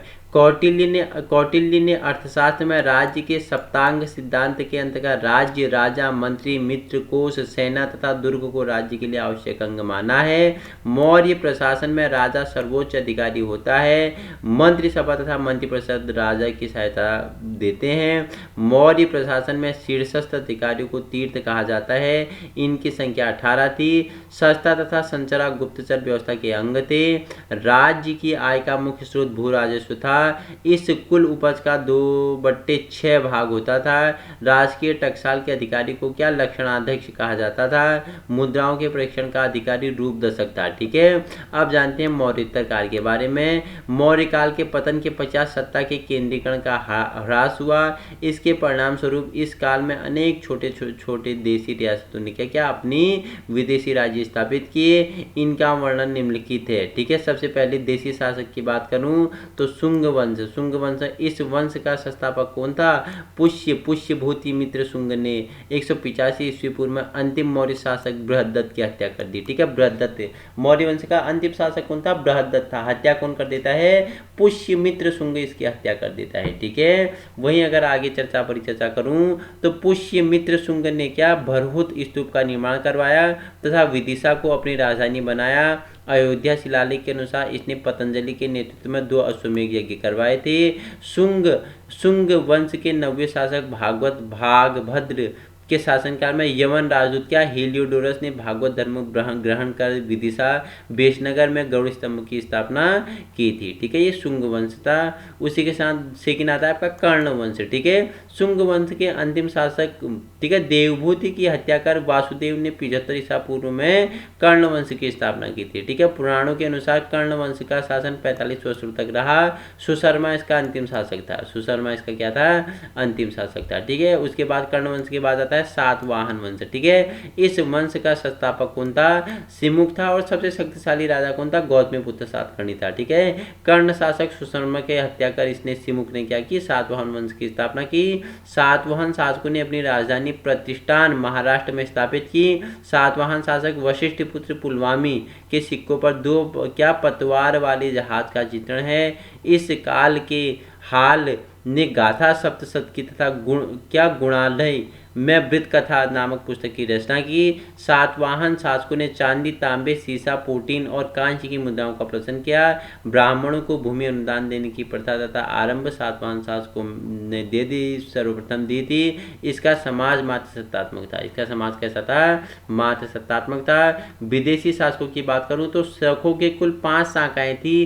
पहली शाखा में अफगानिस्तान, दूसरी शाखा में पंजाब, तीसरी शाखा में मथुरा, चौथी शाखा में पश्चिमी भारत एवं 5वीं शाखा में उत्तर दक्कन प्रभुत्व इनका क्या था? स्थापित था। रुद्रदामन इस वंश का सबसे प्रतापी राजा था। ठीक है, शासक था। इसने सुदर्शन झील का जीर्णोद्धार करवाया तथा संस्कृत भाषा का सबसे लंबा अभिलेख गिरनार अभिलेख बना था। ठीक है, अगर पूछेगा पहलव वंश तो पहलव या पार्कियन मुख्यतः सिस्तान तथा आर्कोसिया के निवासी थे। इस वंश का वास्तविक संस्थापन को था मिडिडेटस प्रथम था। भारत में इस वंश का पहला शासक माउस था। गोंडो फन्नीस इसका सबसे महान शासक था जिसका उल्लेख तख्ते वही अभिलेख में मिलता है। ठीक है, उसके बाद कुषाण वंश है। पल्लव के बाद कुषाण भारत आए जो यूची कबीले से संबंधित थे। कुजल कटफिसेस ने 15 ईसा पूर्व में कुषाण वंश की स्थापना की। इसका उत्तराधिकारी कौन था? विम कफडिसेस था। ठीक है, कफडिसेस था। ठीक है, यह शैव मत अनुयायी था। इसके सिक्के पर शिव, नंदी तथा त्रिशूल की आकृतियां मिलती है। भारत में सर्वप्रथम सोने के सिक्के विम कड़फिसस द्वारा ही चलाए गए थे। कनिष्क 78 ईसा पूर्व सर्वाधिक शक्तिशाली शासक था। इसकी राजधानी पुरुषपुर थी या पेशावर थी। इसने शक संवत चलाया था। ठीक है, बौद्ध धर्म की चौथी संगति कनिष्क के काल में कुंडलवन कस्बे में हुई। गांधार तथा मथुरा शैली का विकास कनिष्क के काल में हुआ है। वासुदेव इस वंश का क्या था? अंतिम शासक था। ठीक है, तो अब हम क्या करेंगे? हमने महाजनपद पढ़ लिया। अब हम परिचर्चा करेंगे किसके बारे में? के बारे में पढ़ा, उसके बाद हमने हर्यक वंश के बारे में चर्चा परिचर्चा कर ली है। उसके बाद अब हम चर्चा परिचर्चा करनी है संगम काल के बारे में। इम्पोर्टेंट है आपके लिए संगम काल। बस आपको बैठना है और प्यार से आपको सुनते हुए चलना है, बाकी सुनते रहोगे तो आपके दिमाग में, मस्तिष्क में स्टोरी बनते जाएगी। तो जान लेते हैं संगम काल के बारे में। तो ये वाला सेशन आपके लिए क्या होगा, इम्पोर्टेंट होगा, जिसमें हम संगम काल के बारे में चर्चा परिचर्चा करेंगे। ठीक है, संगम से तात्पर्य दक्षिण भारत में आयोजित होने वाले तमिल कवियों के संघ या मंडल से है। इसका आयोजन पांड्य राजाओं के संरक्षण में हुआ। संगम काल में 3 तमिल संगमों का आयोजन किया गया था। पहला संगम किसके, अगस्त ऋषि की अध्यक्षता में मदुरै में हुआ था। ठीक है, दूसरा किसके, तोलकापियर की अध्यक्षता में कहाँ, अल्वेट कपाटपुरम के में हुआ था। तीसरा पूछेगा तो नक्कीटर की अध्यक्षता में मदुरै में आयोजित हुआ था। ठीक है, इस काल में मुरुगन देवता की उपासना सर्वाधिक होती थी। ठीक है, जो संगम काल में क्या, मुरुगन देवता की उपासना सर्वाधिक होती थी। इस काल में मुख्य रूप से चोल, चेर तथा पांड्य राजवंशों का शासन था। चोर, चेर और पांड्य। ठीक है, तो जानते हैं चेर के बारे में। ठीक है, तो उदायन जरेल 130 ईस्वी इस वंश का प्रथम शासक था। चेर वंश का प्रतीक चिन्ह क्या था, धनुष था। ठीक है, उदायन जरेल को लाल चेर के नाम से भी जाना जाता है। इसने पत्नी या कर्णवनी पूजा को प्रारंभ की थी। ठीक है, कर्णवंगी पूजा और पत्नी पूजा को प्रारंभ कौन करता है, तो कौन करता है, लाल चेर, चेर लाल। ठीक है, जरेल को ये प्रारंभ करता है। ठीक है, चेर के बाद आता है चोल। यह प्राचीनतम संगमकालीन राज्य था। इसका प्रथम उल्लेख क्या, कात्यायन ने किया। चोलों का प्रतीक चिन्ह बाघ था। चोलों का प्रतीक चिन्ह क्या था, बाघ था। कार्यकाल 190 ईस्वी पूर्व इस वंश का सबसे महान शासक था। इसने वेश्नि का युद्ध जीता था। कार्यकाल की चर्चा क्या, सिलकापादिकारम। ठीक है, सिलकापादिकारम किसके द्वारा, इलांगो द्वारा रचित है सिलकापादिकारम। ठीक है, तथा क्या, पट्टिनपल्लो। ठीक है, पट्टिनपल्लो जैसे ग्रंथों में मिलती है। ठीक है, चोल के बाद आता है पांड्य राजवंश का प्रथम चर्चा क्या, मैगस्थनीज ने अपनी पुस्तक इंडिका में किया था। इसका राज्य चिन्ह मछली तथा राजधानी मदुरै थी। ठीक है, इस वंश के महानतम शासक क्या, कौन थे, नेडुगेलियन ने रोमन सम्राट क्या, आगस्टक के दरबार में अपना दूध भेजा था। ठीक है, तो पांड्य राजा के बारे में चर्चा परिचर्चा कर लिया। इसके बाद गुप्त साम्राज्य आता है। ठीक है, मौर्य काल के पश्चात गुप्त साम्राज्य के रूप में एक केंद्रीकृत सत्ता अस्तित्व में आई। प्राचीन भारतीय इतिहास में गुप्त काल को स्वर्णकाल कहा जाता है। गुप्त काल को क्या, स्वर्णकाल कहा जाता है। गुप्त वंश की स्थापना श्रीगुप्त ने 275 ईस्वी पूर्व में की थी, किंतु इस वंश का वास्तविक संस्थापक कौन था, चंद्रगुप्त प्रथम माना जाता है। चंद्रगुप्त प्रथम महाराजा धीराज की उपाधि धारण करता है। शादी किससे होती है, देखो लिच्छवी की रानी कुमारा देवी से शादी होती है। कुमारा देवी शादी होती है। इन दोनों का प्रोडक्ट आता है समुद्रगुप्त। ठीक है, उसके बारे में अभी चर्चा परिचर्चा करेंगे। समुद्रगुप्त ने, ठीक है, चंद्रगुप्त का उत्तराधिकारी था। इसने भी क्या, महाराजा धीराज की उपाधि धारण की थी। ठीक है, भारत का नेपोलियन इसे कहा जाता है। इसका कवि कौन था, हरिसेन था। प्रयाग प्रसिद्धि में लेख में समुद्रगुप्त के विषय में वर्णन करता है। समुद्रगुप्त ने सैन्य विजय के बाद क्या, अश्वमेधकर्ता की उपाधि धारण की। उसने कविराज नाम से कई कविताएं भी लिखी। समुद्रगुप्त ने उत्तर भारत के 9 शासकों को पराजित किया। पराजित राजाओं को अछूत, नागसेन तथा गणपति नाग प्रमुख थे। समुद्रगुप्त के सिक्कों पर क्या, व्याघ्र, पराक्रम, अप्रतिष्ठ, क्या, प्रक्रमांकक आदि उपाधियां मिलती हैं। हर एक सिक्के पर उसे वीणा बजाते हुए दिखाया गया है। ठीक है, उसके बाद चंद्रगुप्त द्वितीय, ठीक है, जिसे विक्रमादित्य कहते हैं। चंद्रगुप्त विक्रमादित्य 380 से 412 ईस्वी में शासनकाल में गुप्तों का प्रथम राजधानी पाटलिपुत्र तथा द्वितीय राजधानी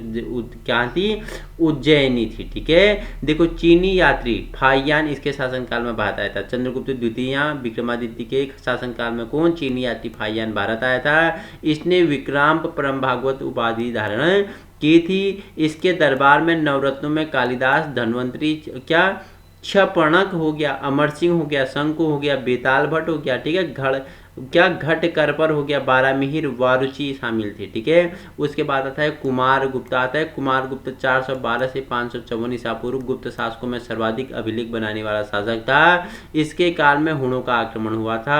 इसके शासनकाल में नालंदा विश्वविद्यालय बिहार की स्थापना भी हुई। कुमार गुप्त वैष्णव अनुयायी था और इसने महेंद्र द्वितीय की उपाधि धारण की थी। इसके बाद आता है स्कंदगुप्त। ठीक है, स्कंदगुप्त 454 से 467 ईसा पूर्व गुप्त वंश का अंतिम प्रतापी शासक था। इसने मौर्यों द्वारा निर्मित सुदर्शन झील का क्या करवाया, जीर्णोद्धार करवाया। वहीं 455 ईस्वी में क्या होता है, स्कंदगुप्त ने हुणों को पराजित किया और हुणों के आक्रमण से भारत की सुरक्षा करने का श्रेय स्कंदगुप्त को दिया।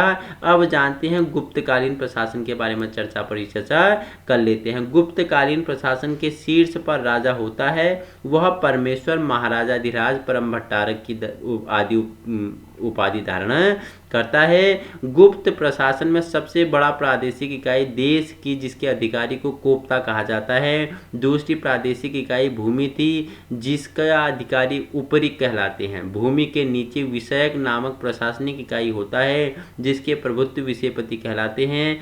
पुलिस विभाग का मुख्य अधिकारी दंडपाशिक तथा साधारण कर्मचारी को भाट या याट कहलाते हैं। प्रशासन की सबसे छोटी इकाई ग्राम थी। ग्राम समूह में छोटी इकाई को पेट कहा जाता था। गुप्त काल में आय का मुख्य स्रोत भू राजस्व कुल उत्पादन का 1/4 से 1/6 भाग तक हुआ करता था। ठीक है, गुप्तकालीन समाज तथा धर्म कैसा था, इस काल में वर्ण व्यवस्था के अंतर्गत वैश्यों और सामाजिक स्थिति में गिरावट एवं शूद्रों की स्थिति में सुधार हुआ। सती प्रथा का सर्वप्रथम प्रमाण कब, 510 ईस्वी में भानुगुप्त के ऐरन अभिलेख से मिलता है। फाहियान ने समाज में अस्पृश्यता का उल्लेख किया है। गुप्त शासन वैष्णव थे। इस काल में सर्वप्रथम मंदिर का निर्माण प्रारंभ हुआ। गुप्त सिक्कों पर विष्णु के वाहन गरुड़ की आकृति भी मिलती है। ठीक है, गुप्तकालीन कला, साहित्य, विज्ञान के बारे में चर्चा करें तो इस काल में मूर्तिकला, चित्रकला, वास्तुकला, संगीत एवं नाटक कला के क्षेत्र में अत्यधिक उन्नति हुई। देवलगढ़ का दशावतार मंदिर, तिगवा का विष्णु मंदिर, नचना कुठार का पार्वती मंदिर इस काल के वास्तुकला के क्या है, अप्रतिम उदाहरण हैं। अजंता की 16, 17, 19 नंबर की गुफा, चित्र एवं बाग इसके समय चित्रित किए गए जो चित्रकला के सर्वोत्तम उदाहरण हैं। ठीक है, इस काल में विष्णु शर्मा की पंचतत्व, भारवी की किरातार्जुनीयम हो गया, अमर सिंह थापा का अमरकोश हो गया, कामंदक का नीतिसार आदि रचना की। कालिदास इस काल के सर्वश्रेष्ठ कवि थे।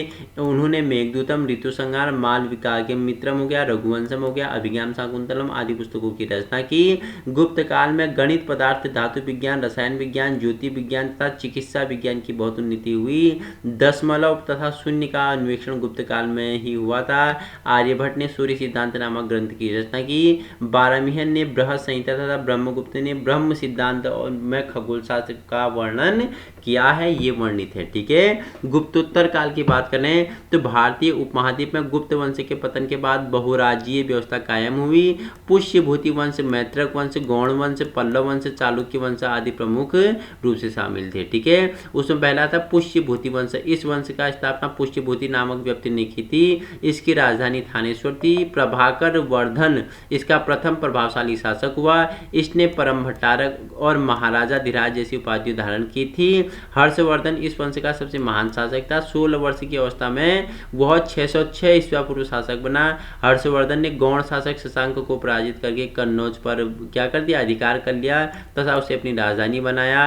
हर्ष तथा चालुक्य शासक पुलकेशिन द्वितीय के बीच नर्मदा नदी के तट पर हुआ युद्ध जिसमें संभवतः हर्ष ही पराजय हुई। हर्ष की क्या हुई, पराजित हुई। हर्ष एक महान लेखक भी था जी, उसने पीठदर्शिका, नागानंद और रत्नावली नामक 3 प्रमुख रचनाएं की। ठीक है, पूछ लेगा कि निम्नलिखित में से पीठदर्शिका, नागानंद और रत्नावली के रचयिताकार कौन है, तो हर्ष है। ठीक है, हर्ष है। देखो चीनी यात्री ह्वेंसान हर्षवर्धन के शासनकाल में भारत आया था।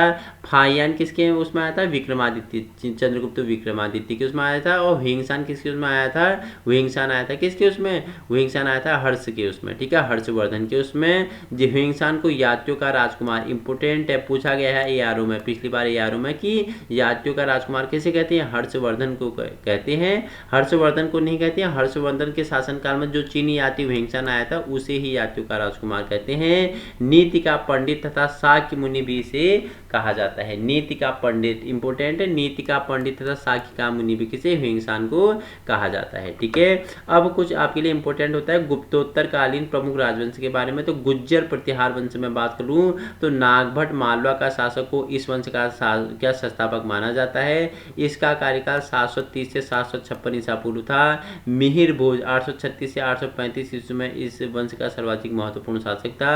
उसने क्या, आदिवराह और प्रयागधिराज की उपाधि भी धारण की थी, ठीक है। वहीं आगे चर्चा परिचर्चा करते हैं। तो क्या, गहडवाल वंश, ठीक है, चंद्रदेव इस वंश का संस्थापक था। गहडवाल शासक जयचंद्र पृथ्वीराज चौहान के समकालीन था।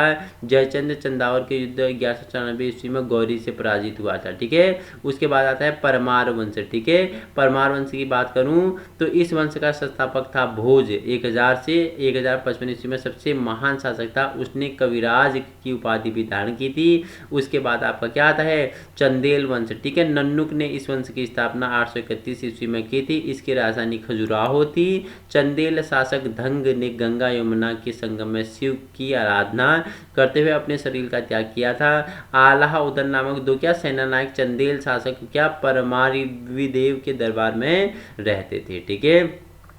वहीं आगे चर्चा परिचर्चा करें तो देखो राष्ट्रकूट वंश के बारे में। तो इस वंश का संस्थापक कौन था, दंतिदुर्ग था। 752 ईस्वी तक यह बैठा था राजधानी में। इसकी राजधानी मन्यानखेत थी, ठीक है। कृष्ण प्रथम, ध्रुव गोविंद तृतीय, अमोघ वर्ष, कृष्ण सेकिन, इंद्र थर्ड हो गया एवं कृष्ण थर्ड इसके प्रमुख शासक थे।